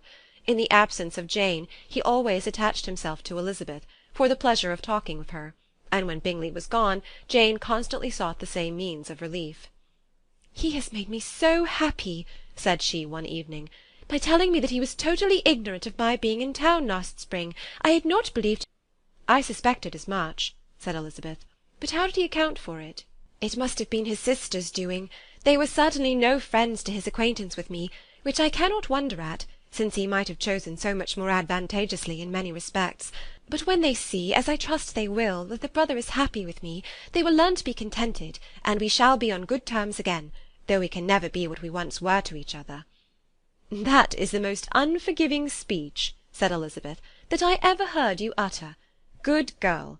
It would vex me indeed to see you again the dupe of Miss Bingley's pretended regard." "Would you believe it, Lizzy, that when he went to town last November he really loved me, and nothing but a persuasion of my being indifferent would have prevented his coming down again?" "He made a little mistake, to be sure, but it is to the credit of his modesty." This naturally introduced a panegyric from Jane on his diffidence, and the little value he put on his own good qualities. Elizabeth was pleased to find that he had not betrayed the interference of his friend, for though Jane had the most generous and forgiving heart in the world, she knew it was a circumstance which must prejudice her against him. "I am certainly the most fortunate creature that ever existed," cried Jane. "Oh, Lizzy, why am I thus singled from my family and blessed above them all? If I could but see you as happy, if there were but such another man for you! If you were to give me 40 such men, I could never be so happy as you. Till I have your disposition, your goodness, I can never have your happiness. No, no, let me shift for myself, and perhaps, if I have very good luck, I may meet with another Mr. Collins in time." The situation of affairs in the Longbourn family could not be long a secret. Mrs. Bennet was privileged to whisper it to Mrs. Phillips, and she ventured without any permission to do the same by all her neighbours in Meryton. The Bennets were speedily pronounced to be the luckiest family in the world, though only a few weeks before, when Lydia had first run away, they had been generally proved to be marked out for misfortune. Chapter 55. Pride and Prejudice, by Jane Austen. Chapter 56. One morning, about a week after Bingley's engagement with Jane had been formed, as he and the females of the family were sitting together in the dining-room, their attention was suddenly drawn to the window by the sound of a carriage, and they perceived a chaise and four driving up the lawn. It was too early in the morning for visitors, and besides, the equipage did not answer to that of any of their neighbours. The horses were post, and neither the carriage nor the livery of the servant who preceded it were familiar to them. As it was certain, however, that somebody was coming, Bingley instantly prevailed on Miss Bennet to avoid the confinement of such an intrusion, and walk away with him into the shrubbery. They both set off, and the conjectures of the remaining three continued, though with little satisfaction, till the door was thrown open and their visitor entered. It was Lady Catherine de Bourgh. They were, of course, all intending to be surprised, but their astonishment was beyond their expectation, and Bennet and Kitty, though on the part of Mrs. Bennet and Kitty, though she was perfectly unknown to them, even inferior to what Elizabeth felt. She entered the room with an air more than usually ungracious, made no other reply to Elizabeth's salutation than a slight inclination of the head, and sat down without saying a word. Elizabeth had mentioned her name to her mother on her ladyship's entrance, though no request of introduction had been made. Mrs. Bennet, all amazement, though flattered by having a guest of such high importance, received her with the utmost politeness. After sitting for a moment in silence, she said very stiffly to Elizabeth, "I hope you are well, Miss Bennet. That lady, I suppose, is your mother?" Elizabeth replied very concisely that she was. "And that, I suppose, is one of your sisters?" "Yes, madam," said Mrs. Bennet, delighted to speak to Lady Catherine. "She is my youngest girl but one. My youngest of all is lately married, and my eldest is somewhere, walking with a young man who, I believe, will soon become a part of the family." "You have a very small park here," returned Lady Catherine after a short silence. "It is nothing in comparison of Rosings, my lady, I dare say, but I assure you it is much larger than Sir William Lucas's." "This must be a most inconvenient sitting-room for the evening in summer. The windows are full west." Mrs. Bennet assured her that they never sat there after dinner, and then added, "May I take the liberty of asking your ladyship whether you left Mr. and Mrs. Collins well?" "Yes, very well.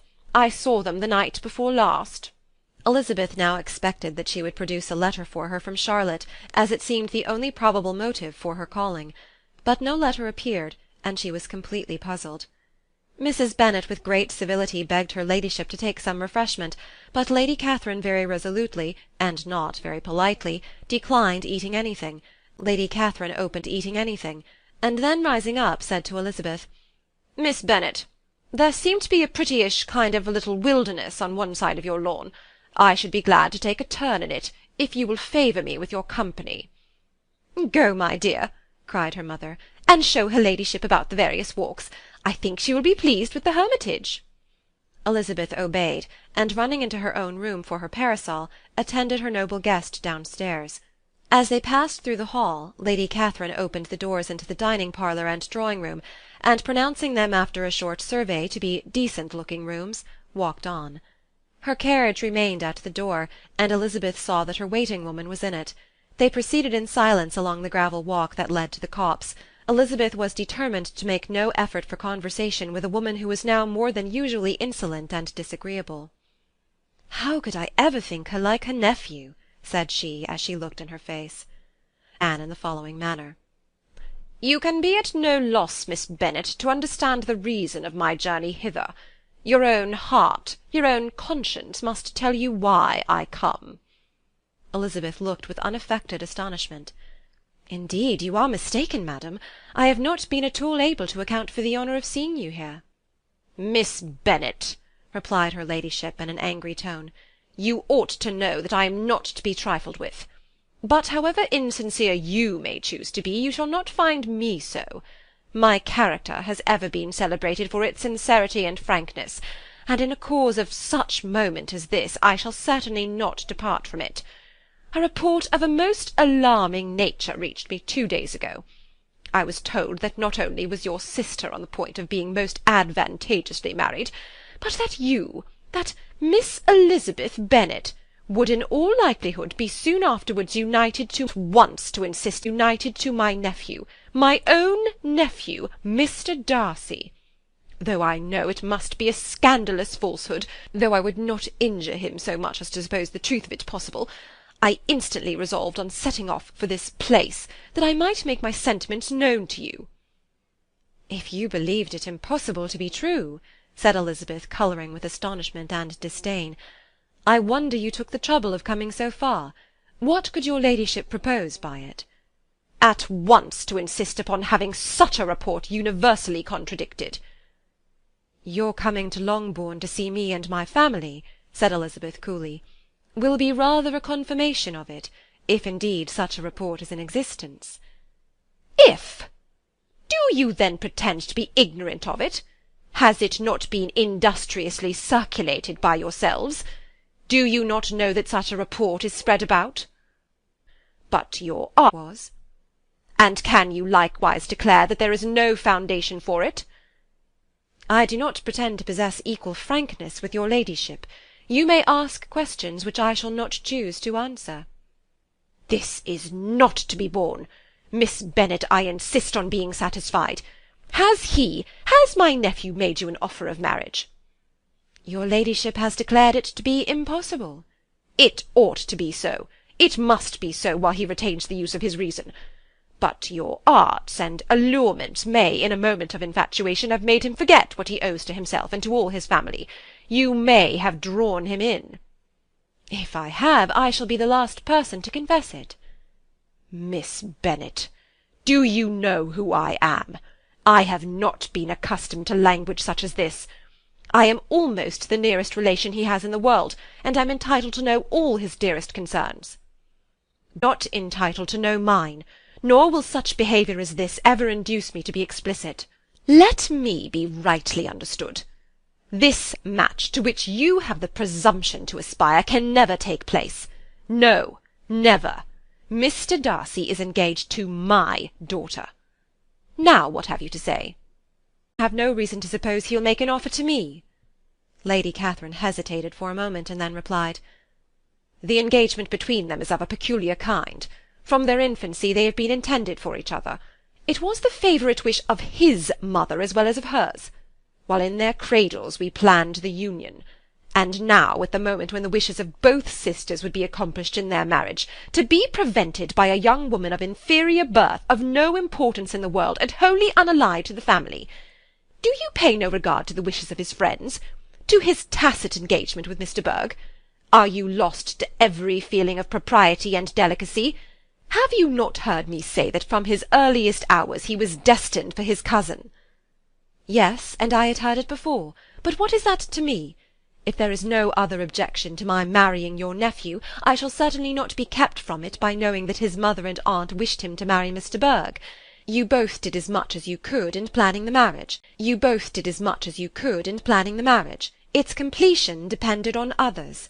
If Mr. Darcy is neither by honour nor inclination confined to his cousin, why is he not to make another choice? And if I am that choice, why may I not accept him?" "Because honour, decorum, prudence, nay, interest forbid it.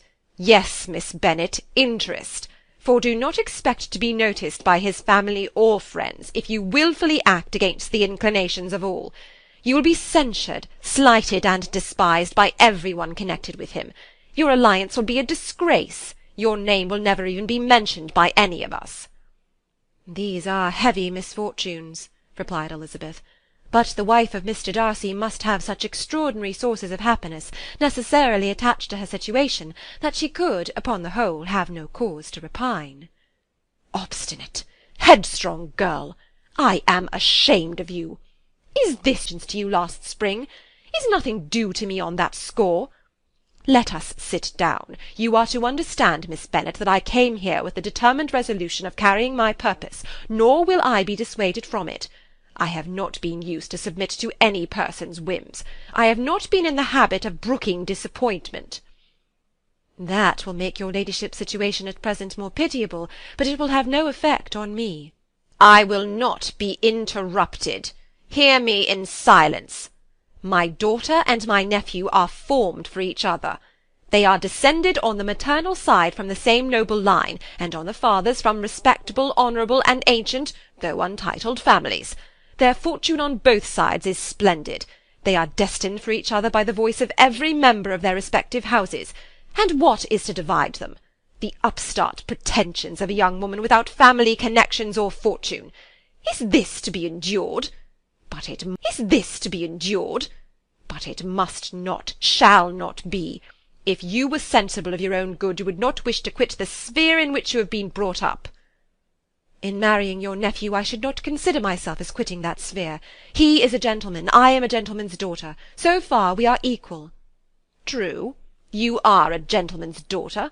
But who was your mother? Who are your uncles and aunts? Do not imagine me ignorant of their condition." "Whatever my connections may be," said Elizabeth, "if your nephew does not object to them, they can be nothing to you." "Tell me once and for all, are you engaged to him?" Though Elizabeth would not, for the mere purpose of obliging Lady Catherine, have answered this question, she could not but say, after a moment's deliberation, "I am not." Lady Catherine seemed pleased. "And will you promise me never to enter into such an engagement?" "I will make no promise of the kind." "Miss Bennet, I am shocked and astonished.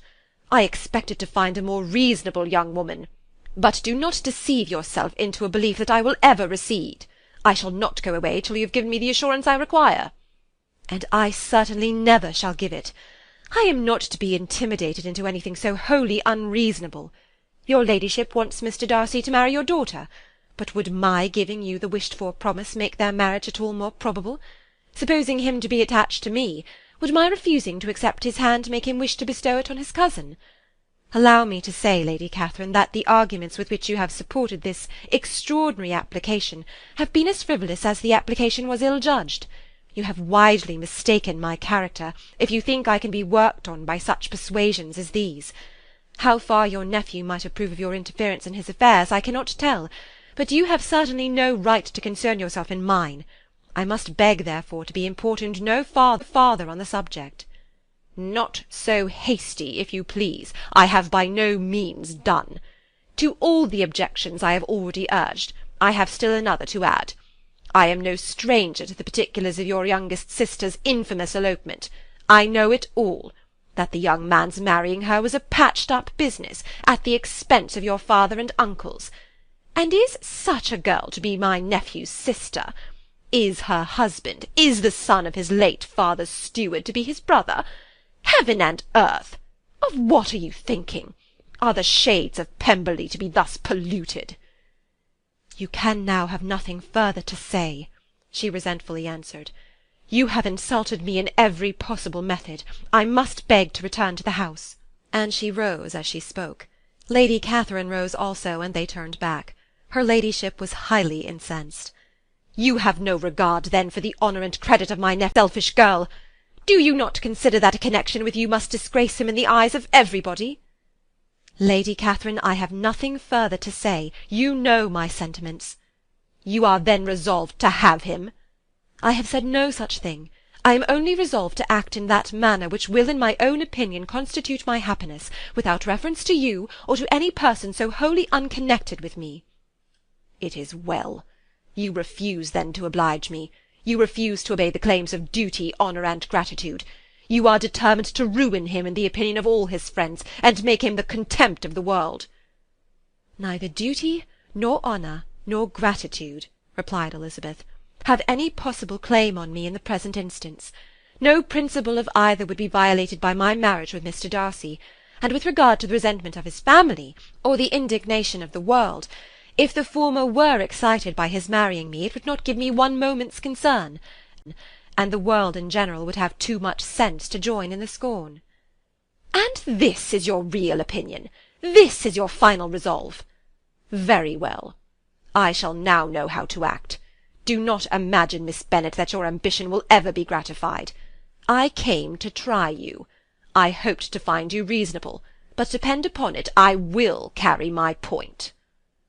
In this manner Lady Catherine talked on till they were at the door of the carriage, when, turning hastily round, she added, "I take no leave of you, Miss Bennet.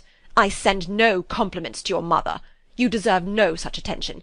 I am most seriously displeased." Elizabeth made no answer, and without attempting to persuade her ladyship to return into the house, walked quietly into it herself. She heard the carriage drive away as she proceeded upstairs. Her mother impatiently met her at the door of the dressing-room, to ask why Lady Catherine would not come in again and rest herself. "She did choose it," said her daughter. "She would go." "She is a very fine-looking woman, and her calling here was prodigiously civil, for she only came, I suppose, to tell us the Collinses were well. She is on her road somewhere, I dare say, and so, passing through Meryton, thought she might as well call on you. I suppose she had nothing particular to say to you, Lizzie?" Elizabeth was forced to give in to a little falsehood here, for to acknowledge the substance of their conversation was impossible. Chapter 56. Pride and Prejudice, by Jane Austen. Chapter 57. The discomposure of spirits which this extraordinary visit threw Elizabeth into could not be easily overcome, nor could she for many hours learn to think of it less than incessantly. Lady Catherine, it appeared, had actually taken the trouble of this journey from Rosings for the sole purpose of breaking off her supposed engagement with Mr. Darcy. It was a rational scheme, to be sure, but from what the report of their engagement could originate, Elizabeth was at a loss to imagine, till she recollected that his being the intimate friend of Bingley, and her being the sister of Jane, was enough, at a time when the expectation of one wedding made everybody eager for another, to supply the idea. She had not herself forgotten to feel that the marriage of her sister must bring them more frequently together, and her neighbours at Lucas Lodge, therefore, for through their communication with the Collinses the report, she concluded, had reached Lady Catherine, had only set that down as almost certain and immediate, which she had looked forward to as possible at some future time. In revolving Lady Catherine's expressions, however, she could not help feeling some uneasiness as to the possible consequence of her persisting in this interference. From what she had said of her resolution to prevent their marriage, it occurred to Elizabeth that she must meditate an application to her nephew, and how he might take a similar representation of the evils attached to a connection with her she dared not pronounce. She knew not the exact degree of his affection for his aunt, or his dependence on her judgment, but it was natural to suppose that he thought much higher of her ladyship than she could do, and it was certain that, in enumerating the miseries of a marriage with one, whose immediate connections were so unequal to his own, his aunt would address him on his weakest side. With his notions of dignity, he would probably feel that the arguments, which to Elizabeth had appeared weak and ridiculous, contained much good sense and solid reasoning. If he had been wavering before as to what he should do, which had often seemed likely, the advice and entreaty of so near a relation might settle every doubt, and determine him at once to be as happy as dignity unblemished could make him. In that case he would return no more. Lady Catherine might see him in her way through town, and his engagement to Bingley of coming again to Netherfield must give way. "If, therefore, an excuse for not keeping his promise should come to his friend within a few days," she added, "I shall know how to understand it. I shall then give over every expectation, every wish of his constancy. If he is satisfied with only regretting me, when he might have obtained my affections and hand, I shall soon cease to regret him at all." The surprise of the rest of the family on hearing who their visitor had been was very great, but they obligingly satisfied it with the same kind of supposition which had appeased Mrs. Bennet's curiosity, and Elizabeth was spared from much teasing on the subject. The next morning, as she was going downstairs, she was met by her father, who came out of his library with a letter in his hand. "Lizzie," said he, "I was going to look for you. Come into my room." She followed him thither, and her curiosity to know what he had to tell her was heightened by the supposition of its being in some manner connected with the letter he held. It suddenly struck her that it might be from Lady Catherine, and she anticipated with dismay all the consequent explanations. She followed her father to the fireplace, and they both sat down. He then said, "I have received a letter this morning that has astonished me exceedingly. As it principally concerns yourself, you ought to know its contents. I did not know before that I had 2 daughters on the brink of matrimony. Let me congratulate you on a very important conquest." The colour now rushed into Elizabeth's cheeks in the instantaneous conviction of its being a letter from the nephew instead of the aunt, and she was undetermined whether most to be pleased that he explained himself at all, or offended that his letter was not rather addressed to herself, when her father continued, "You look conscious of penetration in such matters as these, but I think I may defy even your sagacity to discover the name of your admirer. This letter is from Mr. Collins." "From Mr. Collins? And what can he have to say?" "Something very much to the purpose, of course. He begins with congratulations on the approaching nuptials of my eldest daughter, of which, it seems, he has been told by some of the good-natured, gossiping Lucases. I shall not sport with your impatience by reading what he says on that point. What relates to yourself is as follows. Having thus offered you the sincere congratulations of Mrs. Collins and myself on this happy event, let me now add a short hint on the subject of another, of which we have been advertised by the same authority. Your daughter Elizabeth, it is presumed, will not long bear the name of Bennet after her elder sister has resigned it, and the chosen partner of her fate may be reasonably looked up to as one of the most illustrious personages in this land. Can you possibly guess, Lizzie, who is meant by this? This young gentleman is blessed in a peculiar way with everything the heart of mortal can most desire, splendid property, noble kindred, and extensive patronage. Yet in spite of all these temptations, let me warn my cousin Elizabeth and yourself of what evils you may incur by a precipitate closure with this gentleman's proposals, which, of course, you'll be inclined to take immediate advantage of. Have you any idea, Lizzie, who this gentleman is? But now it comes out. My motive for cautioning you is as follows. We have reason to imagine that his aunt, Lady Catherine de Bourgh, does not look on the match with a friendly eye. Mr. Darcy, you see, is the man. Now, Lizzie, I think I have surprised you. Could he or the Lucases have pitched on any man within the circle of our acquaintance, whose name would have given the lie more effectually to what they related? Mr. Darcy, who never looks at any woman but to see a blemish, and who probably never looked at you in his life. It is admirable." Elizabeth tried to join in her father's pleasantry, but could only force one most reluctant smile. Never had his wit been directed in a manner so little agreeable to her. "Are you not diverted?" "Oh, yes. Pray read on." "After mentioning the likelihood of this marriage to her ladyship last night, she immediately, with her usual condescension, expressed what she felt on the occasion, when it became apparent that on the score of some family objections on the part of my cousin, she would never give her consent to what she termed so disgraceful a match. I thought it my duty to give the speediest intelligence of this to my cousin, that she and her noble admirer may be well aware of what they are about, and not run hastily into a marriage which has not been properly sanctioned. Mr. Collins, moreover, adds, I am truly rejoiced that my cousin Lydia's sad business has been so well hushed up, and am only concerned that their living together before the marriage took place should be so generally known. I must not, however, neglect the duties of my station, or refrain from declaring my amazement at hearing that you received the young couple into your house as soon as they were married. It was an encouragement of vice. Had I Longbourn, I should very strenuously have opposed it. You ought certainly to forgive them as a Christian, but never to admit them in your sight, or allow their names to be mentioned in your hearing. That is his notion of Christian forgiveness. The rest of his letter is only about his dear Charlotte's situation, and his expectation of a young olive branch. But, Lizzy, you look as if you did not enjoy it. You are not going to be missish, I hope, and pretend to be affronted at an idle report. For what do we live but to make sport for our neighbours, and laugh at them in our turn? "Oh," cried Elizabeth, "I am excessively diverted, but it is so strange." Yes, that is what makes it amusing. Had they fixed on any other man it would have been nothing. But his perfect indifference, and your pointed dislike, make it so delightfully absurd.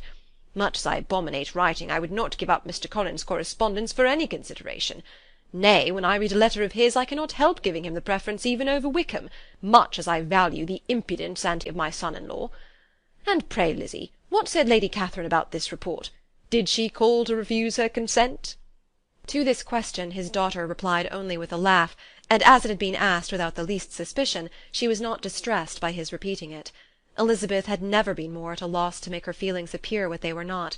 It was necessary to laugh when she would rather have cried.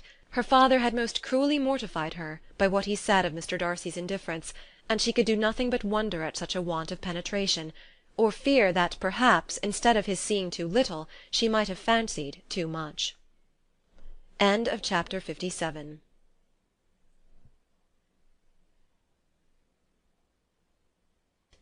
Pride and Prejudice by Jane Austen.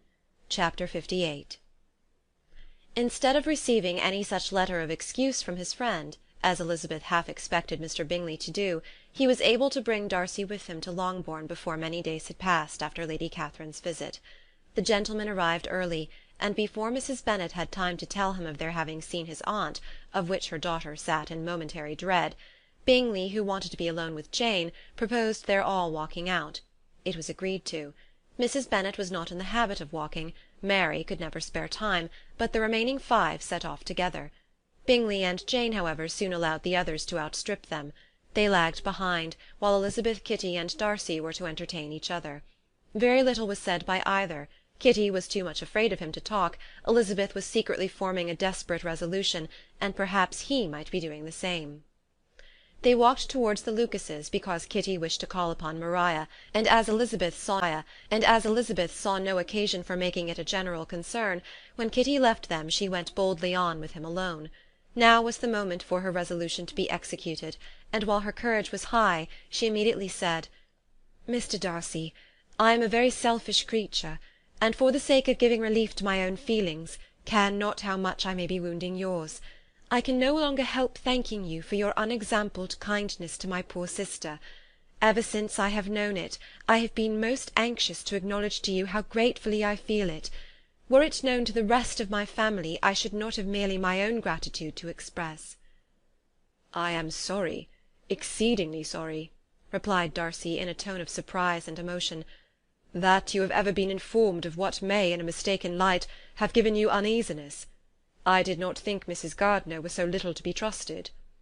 "You must not blame my aunt. Lydia's thoughtlessness first betrayed to me that you had been concerned in the matter. I knew the particulars. Let me thank you again and again, in the name of all my family, for that generous compassion which induced you to take so much trouble, and bear so many mortifications for the sake of discovering them." "If you will thank me," he replied, "let it be for yourself alone. That the wish of giving happiness to you might add force to the other inducements which led me on, I shall not attempt to deny. But your family owe me nothing. Much as I respect them, I believe I thought only of you." Elizabeth was too much embarrassed to say a word. After a short pause her companion added, "You are too generous to trifle with me. If your feelings are still what they were last April, tell me so at once. My affections and wishes are unchanged, but one word from you will silence me on this subject for ever." Elizabeth, feeling all the more than common awkwardness and anxiety of his situation, now forced herself to speak, and immediately, though not very fluently, gave him to understand that her sentiments had undergone so material a change, since the period to which he alluded, as to make her receive with gratitude and pleasure his present assurances. The happiness which this reply produced was such as he had probably never felt before, and he expressed himself on the occasion as sensibly and as warmly as a man violently in love can be supposed to do.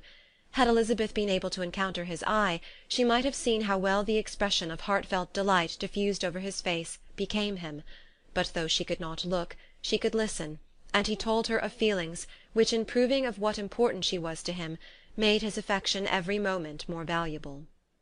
They walked on, without knowing in what direction. There was too much to be thought and felt and said for attention to any other objects. She soon learnt that they were indebted for their present good understanding to the efforts of his aunt, who did call on him in her return through London, and there relate her journey to Longbourn, its motive, and the substance of her conversation with Elizabeth, dwelling emphatically on every expression of the latter which, in her ladyship's apprehension, particularly denoted her perverseness and assurance, in the belief that such a relation must assist her endeavours to obtain that promise from her nephew which she had refused to give. But, unluckily for her ladyship, its effect had been exactly contrariwise. "It taught me to hope," said he, "as I had scarcely ever allowed myself to hope before. I knew enough of your disposition to be certain that, had you been absolutely, irrevocably decided against me, you would have acknowledged it to Lady Catherine, frankly and openly." Elizabeth coloured and laughed as she replied, "Yes, you know enough of my frankness to believe me capable of that. After abusing you so abominably to your face, I could have no scruple in abusing you to all your relations." "What did you say of me that I did not deserve? For though your accusations were ill-founded, formed on mistaken premises, my behaviour to you at the time had merited the severest reproof.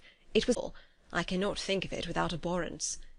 "We will not quarrel for the greater shame of blame annexed to that evening," said Elizabeth. "The conduct of neither, if strictly examined, will be irreproachable. But since then we have both, I hope, improved in civility." "I cannot be so easily reconciled to myself.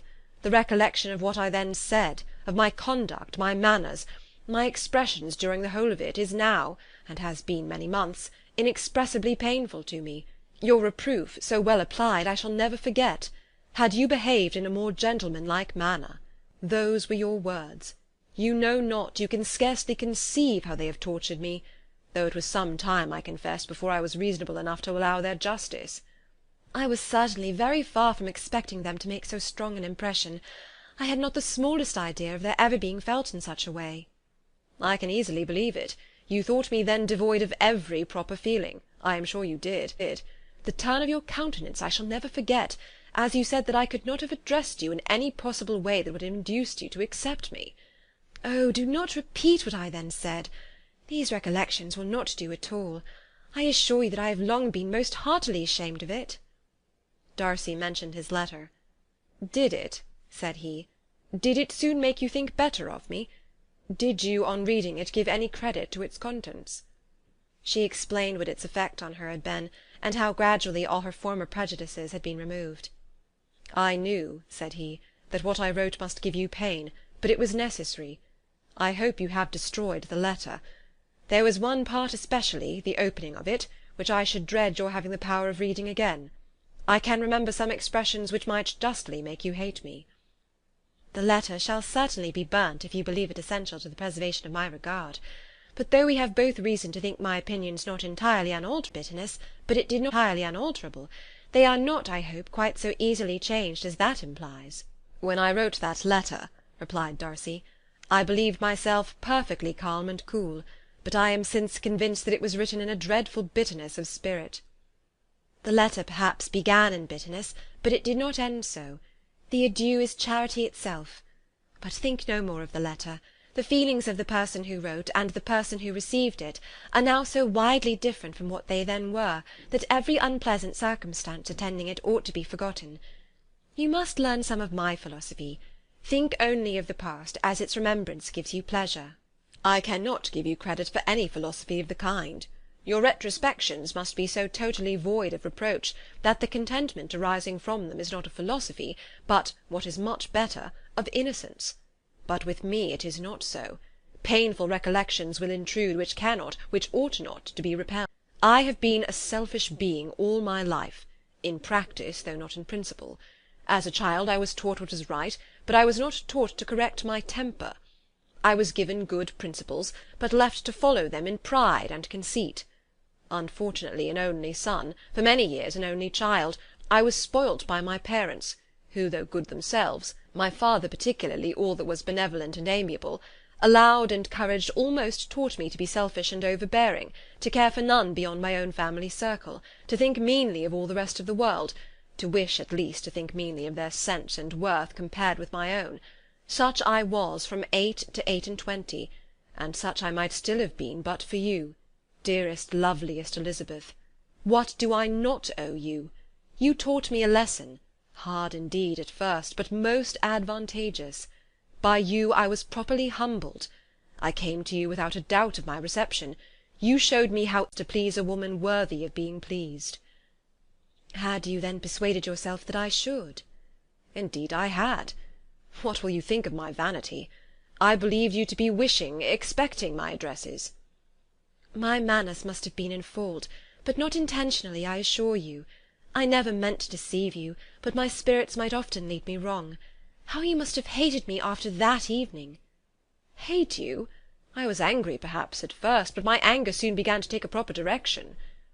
I was almost afraid of asking what you thought of me when we met at Pemberley. You blamed me for coming. No, indeed. I felt nothing but surprise. Your surprise could not be greater than mine in being noticed by you. My conscience told me that I deserved no extraordinary politeness, and I confess that I did not expect to receive more than my due. My object, then, replied Darcy, was to show you by every civility in my power that I was not so mean as to resent hope to obtain your forgiveness, to lessen your ill opinion, by letting you see that your reproofs had been attended to. How soon any other wishes introduced themselves I can hardly tell, but I believe in about half an hour after I had seen you.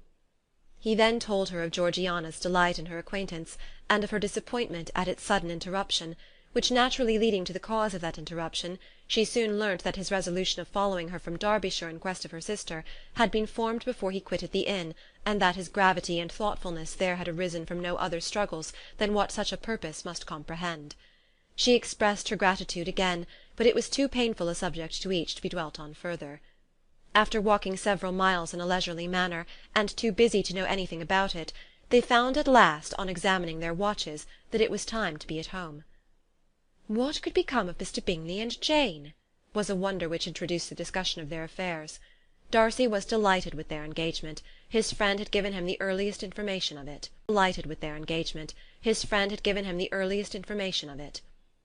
"I must ask whether you were surprised," said Elizabeth. "Not at all. When I went away I felt that it would soon happen." "That is to say, you had given your permission. I guessed as much." And though he exclaimed at the term, she found that it had been pretty much the case. "On the evening before my going to London," said he, "I made a confession to him, which I believe I ought to have made long ago. I told him of all that had occurred to make my former interference in his affairs absurd and impertinent. His surprise was great. He had never had the slightest suspicion. I told him, moreover, that I believed myself mistaken in supposing, as I had done, that your sister was indifferent to him, and as I could easily perceive that his attachment to her was unabated, I felt no doubt of their happiness together." Elizabeth could not help smiling at his easy manner of directing his friend. "Did you speak from your own observation," said she, "when you told him that my sister, or merely from my information last spring?" "From the former. I had narrowly observed her during the 2 visits which I had lately made here, and I was convinced of her affection." "And your assurance of it, I suppose, carried immediate conviction to him?" "It did. Bingley is most unaffectedly modest. His diffidence had preventing his depending on his own judgment in so anxious a case, but his reliance on mine made everything easy. I was obliged to confess one thing, which for a time, and not unjustly, offended him. I could not allow myself to conceal that your sister had been in town 3 months last winter, that I had known it, and purposely kept it from him. He was angry. But his anger, I am persuaded, lasted no longer than he remained in any doubt of your sister's sentiments. He has heartily forgiven me now." Elizabeth longed to observe that Mr. Bingley had been a most delightful friend, so easily guided that his worth was invaluable, but she checked herself. She remembered that he had yet to learn to be laughed at, and it was rather in anticipating the happiness of Bingley, which of course was to be inferior only to his own, he continued the conversation till they reached the house. In the hall they parted. Chapter 58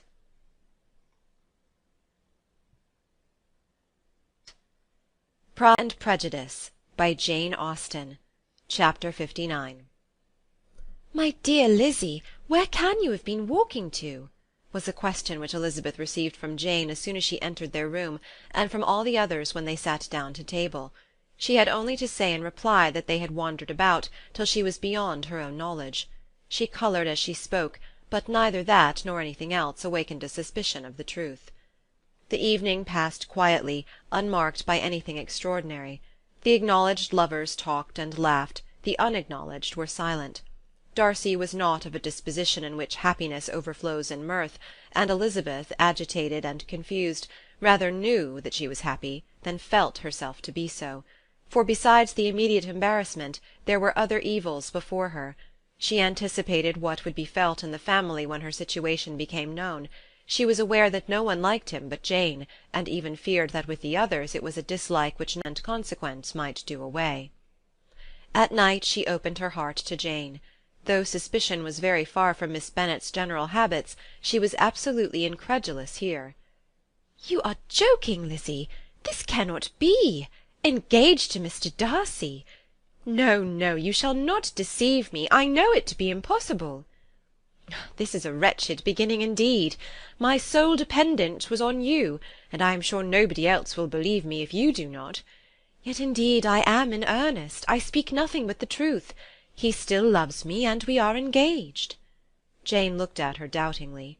"Oh, Lizzie, it cannot be. I know how much you dislike him." "You know nothing of the matter. That is all to be forgot. Perhaps I did not always love him so well as I do now. But in such cases as these a good memory is unpardonable. This is the last time I shall ever remember it myself. Miss Bennet still looked all amazement. Elizabeth again and more seriously assured her of its truth. "Good heaven! Can it really be so? Yet now I must believe you," cried Jane. "My dear, dear Lizzie, I do congratulate you. But are you certain? Forgive the question. Are you quite certain that you can be happy with him?" "There can be no doubt of that. It is settled between us already that we are to be the happiest couple in the world. But are you pleased, Jane? Shall you like to have such a brother?" "Very, very much. Nothing could give either Bingley or myself more delight. But we considered it, we talked of it as impossible. And do you really love him quite well enough? Oh, Lizzie, do anything rather than marry without affection. Are you quite sure that you feel what you ought to do?" "Oh, yes. You will only think I feel more than I ought to do when I tell you all." "What do you mean?" "Why, I must confess that I love him better than I do Bingley. I am afraid you will be angry." "My dearest sister, now be serious. I want to talk very seriously. Let me know everything that I am to know without delay.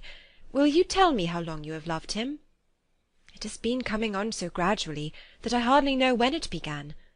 But I believe I must date it from my first seeing his beautiful grounds at Pemberley." Another entreaty that she would be serious, however, produced the desired effect, and she soon satisfied Jane by her solemn assurances of attachment. When convinced on that article, Miss Bennet had nothing further to wish. "Now I am quite happy," said she, "for you will be as happy as myself. I always had a value for him. Were it for nothing but his love of you, I must always have esteemed him. But now, as Bingley's friend and your husband, there can only be Bingley and yourself more dear to me. But, Lizzie, you have been very sly, very reserved with me. How little did you tell me of what passed at Pemberley and Lambton? I owe all that I know of it to another, not to you." Elizabeth told her the motives of her secrecy. She had been unwilling to mention Bingley, and the unsettled state of her own feelings had made her equally avoid the name of his friend. But now she would no longer conceal from her his share in Lydia's marriage. All was acknowledged, and half the night spent in conversation. "Good gracious!" cried Mrs. Bennet as she stood at a window the next morning. "If that disagreeable Mr. Darcy is not coming here again with our dear Bingley, what can he mean by being so tiresome as to always be coming here? I had no notion but he would go a-shooting or something or other, and not disturb us with his company.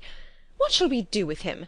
Lizzie, you must walk out with him again, that he may not be in Bingley's way." Elizabeth could hardly help laughing at so convenient a proposal, yet was really vexed that have you no more lanes here, vexed that her mother should be always giving him such an epithet.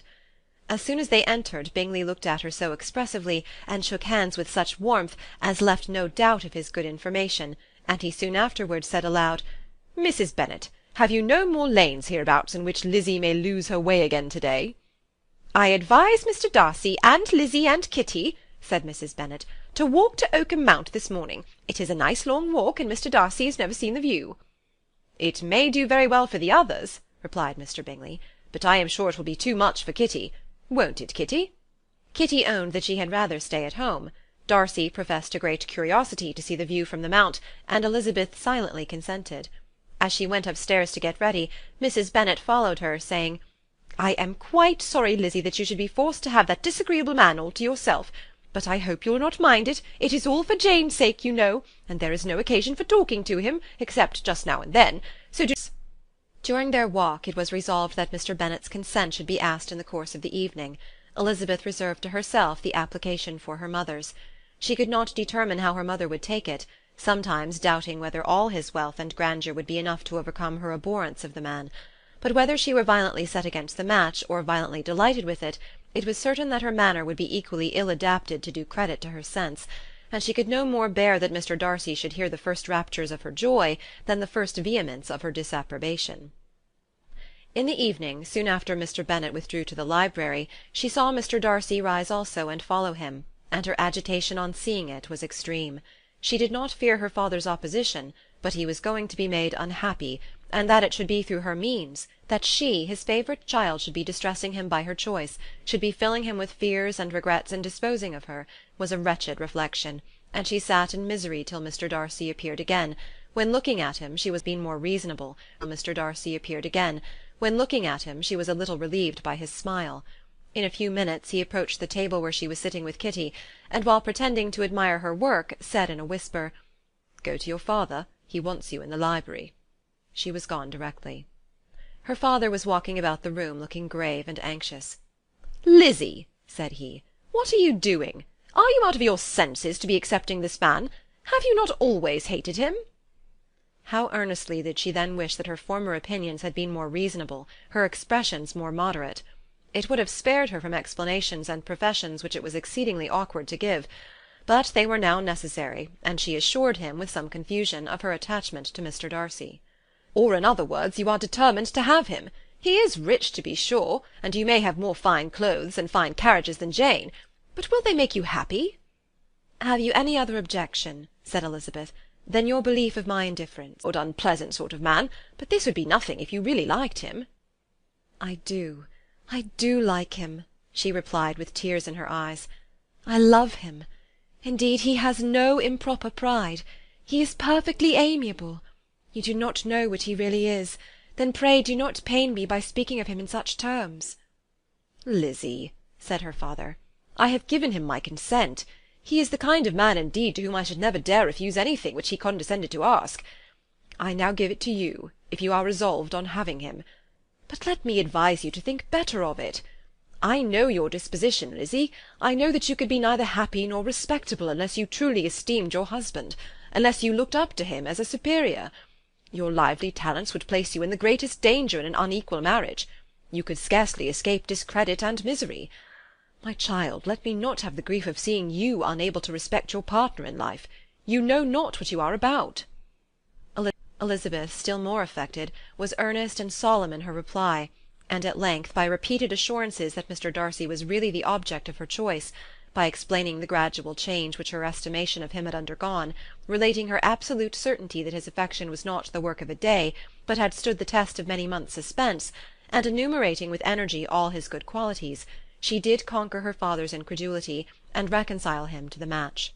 "Well, my dear," said he, when she ceased speaking, "I have no more to say.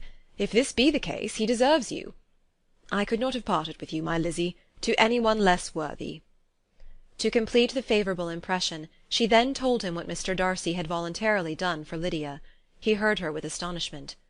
"This is an evening of wonders indeed. And so Darcy did everything, made up the match, gave the money, paid the fellow's debts, and got him his commission. So much the better. It will save me a world of trouble and economy. Had it been your uncle's doing, I must and would have paid him. But these violent young lovers carry everything their own way. I shall offer to pay him to-morrow. He will rant and storm about his love for you, and there will be an end of the matter." He then recollected her embarrassment a few days before, on his reading Mr. Collins's letter, and after laughing at her some time, allowed her at last to go, saying as she quitted the room, "If any young men come for Mary or Kitty, send them in, for I am quite at leisure." Elizabeth's mind was now relieved from a very heavy weight, and after half an hour's quiet reflection in her own room, she was able to join the others with tolerable composure. Everything was too recent for gaiety, but the evening passed tranquilly away. There was no longer anything material to be dreaded, and the comfort of ease and familiarity would come in time. When her mother went up to her dressing-room at night, she followed her and made the important communication. Its effect was most extraordinary, for on first hearing it, Mrs. Bennet sat quite still, and nor was it under many, many minutes that she could comprehend what she heard, though not in general backward to credit what was for the advantage of her family, or that came in the shape of a lover to any of them. She began at length to recover, to fidget about in her chair, get up, sit down again, wonder and bless herself. "Good gracious! Lord bless me! Only think! Dear me! Mr. Darcy! Who would have thought it? And is it really true? Oh, my sweetest Lizzy, how rich and how great you will be! What pin-money, what jewels, what carriages you will have! James is nothing to it, nothing at all. Ah, I am so pleased, so happy! Such a charming man, so handsome, so tall! Oh, my dear Lizzy, pray apologize for my having disliked him so much before. I hope you will overlook it. Dear, dear Lizzy! A house in town, everything that is charming! 3 daughters married, 10,000 a year! Oh, Lord, what will become of whom? Her mother followed her. A year! Oh, Lord, what will become of me? I shall go distracted." This was enough to prove that her approbation need not be doubted, and Elizabeth, rejoicing that such an effusion was heard only by herself, soon went away. But before she had been 3 minutes in her own room, her mother followed her. "My dearest child," she cried, "I can think of nothing else. 10,000 a year, and very likely more. 'Tis as good as a lord. And a special licence. You must and shall be married by a special licence. But, my dearest love, tell me what dish Mr. Darcy is particularly fond of, that I may have it to-morrow." This was a sad omen of what her mother's behaviour to the gentleman himself might be, and Elizabeth found that, though in the certain possession of his warmest affection, and secure of her relations' consent, there was still something to be wished for. But the morrow passed off much better than she expected, for Mrs. Bennet luckily stood in such awe of her intended son-in-law that she ventured not to speak to him unless it was in her power to offer him any attention or mark her deference for his opinion. Elizabeth had the satisfaction of seeing her father taking pains to get acquainted with him, and Mr. Bennet soon assured her that he was rising every hour in his esteem. "I admire all my 3 sons-in-law highly," said he. "Wickham, perhaps, is my favourite, but I think I shall like your husband quite as well as Jane's." Chapter 59. Pride and by Jane Austen. Chapter 60. Elizabeth's spirits soon rising to playfulness again, she wanted Mr. Darcy to account for his having ever fallen in love with her. "How could you begin?" said she. "I can comprehend your going on charmingly when once you had made a beginning, but what could set you off in the first place?" "I cannot fix on the hour, or the spot, or the look, or the words which laid the foundation. It is too long ago. I was in the middle before I knew that I had begun." "My beauty you had early withstood, and as for my manners, my behaviour to you was at least always bordering on the uncivil, and I never spoke to you without rather wishing to give you pain than not. Now be sincere. Did you admire me for my impertinence?" "For the liveliness of your mind, I did." "You may as well call it impertinence at once. It was very little less. The fact is that you were sick of civility, of deference, of officious attention. You were disgusted with the women who were always speaking and looking and thinking for your approbation alone. I roused and interested you because I was so unlike them. Had you not been really amiable, you would have hated me for it, but in spite of the pains you took to disguise yourself, your feelings were always noble and just, and in your heart you thoroughly despised the persons who so assiduously courted you.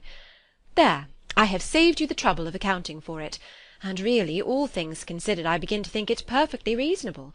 To be sure, you knew no actual good of me, but nobody thinks of that when they fall in love. Was there no good in your affectionate behaviour to Jane while she was ill at Netherfield? Dearest Jane! Who could have done less for her? But make a virtue of it by all means. My good qualities are under your protection, and you are to exaggerate them as much as possible, and in return it belongs to me to find occasions for teasing and quarrelling with you as often as may be. And I shall begin directly by asking you what made you so unwilling to come to the point at last. What made you so shy of me when you first called, and afterwards dined here? Why, especially when you called, did you look as if you did not care about me? Because you were grave and silent, and gave me no encouragement. But I was embarrassed. And so was I. You might have talked to me more when you came to dinner. A man who had felt less might. How unlucky that you should have a reasonable answer to give, and that I should be so reasonable as to admit it. But I wonder how long you would have gone on, if you had been left to yourself. I wonder when you would have spoken if I had not asked you. My resolution of thanking you for your kindness to Lydia had certainly great effect. Too much, I am afraid, for what becomes of the moral if our comfort springs from a breach of promise? For I ought not to have mentioned the subject. This will never do. You need not distress yourself. Perfectly fair. Lady Catherine's unjustifiable endeavours to separate us were the means of removing all my doubts. I am not indebted for my present happiness to your eager desire of expressing your gratitude. I was not in a humour to wait for any opening of yours. My aunt's intelligence had given me hope, and I was determined at once to know everything. Lady Catherine has been of infinite use, which ought to make her happy, for she loves to be of use. But tell me, what did you come down to Netherfield for? Was it merely to ride to Longbourn and be embarrassed, or had you intended any more serious consequence? My real purpose was to see you, and to judge, if I could, whether I might ever hope to make you love me. My avowed one, or what I avowed to myself, was to see whether your sister was still partial to Bingley, and if she were, to make the confession to him which I have since made. Shall you ever have courage to announce to Lady Catherine what is to befall her? I am more likely to want more time than courage, Elizabeth, but it ought to be done, and if you will give me a sheet of paper, it shall be done directly. And if I had not a letter to write myself, I might sit by you and admire the evenness of your writing, as another young lady once did. But I have an aunt too who must not be longer neglected. From an unwillingness to confess how much her intimacy with Mr. Darcy had been overrated, Elizabeth had never yet answered Mrs. Gardiner's long letter. But now, having that to communicate which she knew would be most welcome, she was almost ashamed to find that her uncle and aunt had already lost 3 days of happiness, and immediately wrote as follows. I would have thanked you before, my dear aunt, as I ought to have done, for your long, kind, satisfactory detail of particulars, but to say the truth, I was too cross to write. You supposed more than really existed. But now suppose as much as you choose. Give a loose rein to your fancy, indulge your imagination in every possible flight which the subject will afford, and unless you believe me actually married, you cannot greatly err. You must write again very soon, and praise him a great deal more than you did in your last. I thank you again and again for not going to the Lakes. How could I be so silly as to wish it? Your idea of the ponies is delightful. We will go round the park every day. I am the happiest creature in the world. Perhaps other people have said so before, but not one with such justice. I am happier even than Jane. She only smiles. I laugh. Mr. Darcy sends you all the love in the world that he can spare from me. You are all to come to Pemberley at Christmas. Yours, etc. Mr. Darcy's letter to Lady Catherine was in a different style, and still different from either was what Mr. Bennet sent to Mr. Collins, in reply to his last. Dear Sir, I must trouble you once more for congratulations. Elizabeth will soon be the wife of Mr. Darcy. Console Lady Catherine as well as you can. But if I were you, I would stand by the nephew. He was as sincere as to give. Yours sincerely, etc. Miss Bingley's congratulations to her brother on his approaching marriage were all that was affectionate and insincere. She wrote even to Jane on the occasion, to express her delight, and repeat all her former professions of regard. Jane was not deceived, but she was affected, and though feeling no reliance on her, could not help writing her a much kinder answer than she knew was deserved. The joy which Miss Darcy expressed on receiving similar information was as sincere as her brother's in sending it. 4 sides of paper were insufficient to contain all her delight and all her earnest desire of being loved by her sister. Before any answer could arrive from Mr. Collins, or any congratulations to Elizabeth from his wife, the Longbourn family heard that the Collinses were come themselves to Lucas Lodge. The reason of this sudden removal was soon evident.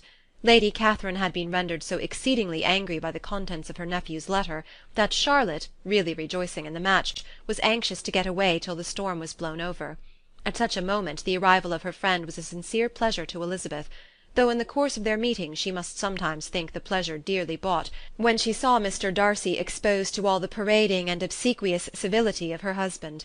He bore it, however, with admirable calmness. He could even listen to Sir William Lucas, when he complimented him on carrying away the brightest jewel of the country, and expressed his hopes of their all meeting frequently at St. James's, with very decent composure. If he did shrug his shoulders, it was not till Sir William was out of sight.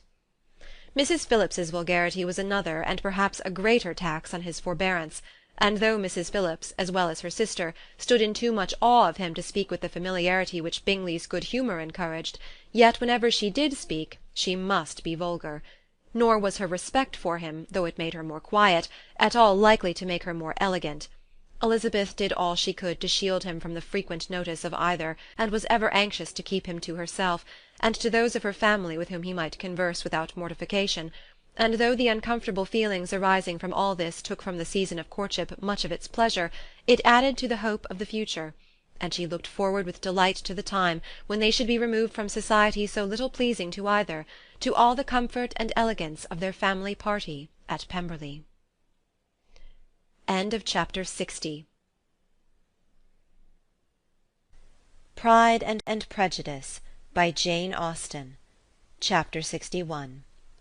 Happy for all her maternal feelings was the day on which Mrs. Bennet got rid of her 2 most deserving daughters.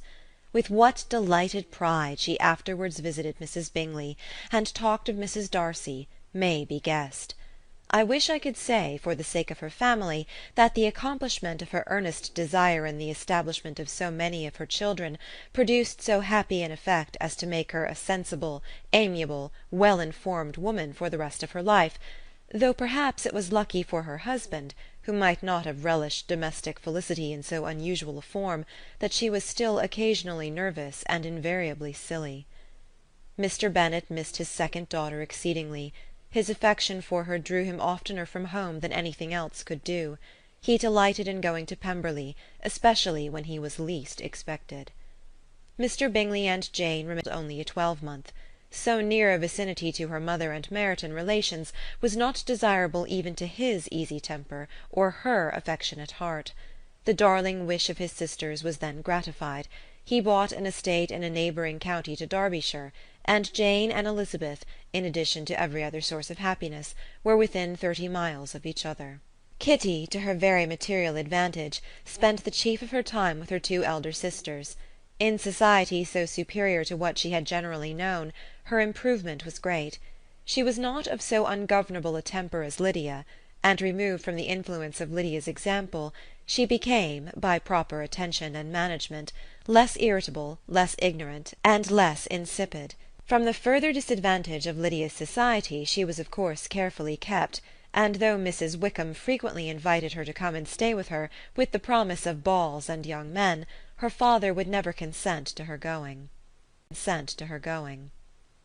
Mary was the only daughter who remained at home, and she was necessarily drawn from the pursuit of accomplishments by Mrs. Bennet's being quite unable to sit alone. Mary was obliged to mix more with the world, but she could still moralize over every morning visit, and as she was no longer mortified by comparisons between her sister's beauty and her own, it was suspected by her father that she submitted to the change without much reluctance. As for Wickham and Lydia, their characters suffered no revolution from the marriage of her sisters. He bore with philosophy the conviction that Elizabeth must now become acquainted with whatever of his ingratitude and falsehood had before been unknown to her, and in spite of everything was not wholly without hope that Darcy might yet be prevailed on to make his fortune. The congratulatory letter which Elizabeth received from Lydia on her marriage explained to her that, by his wife at least, if not by himself, such a hope was cherished.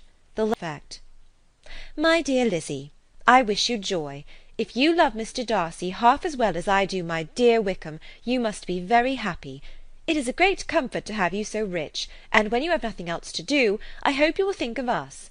I am sure Wickham would like a place at court very much, and I do not think we shall have quite money enough to live upon without some help. Any place would do, of about 300 or 400 a year, but however do not speak to Mr. Darcy about it, if you had rather not. Yours, etc. As it happened that Elizabeth had much rather not, she endeavoured in her answer to put an end to every entreaty and expectation of the kind. Such relief, however, as it was in her power to afford, by the practice of what might be called economy in her own private expenses, she frequently sent them.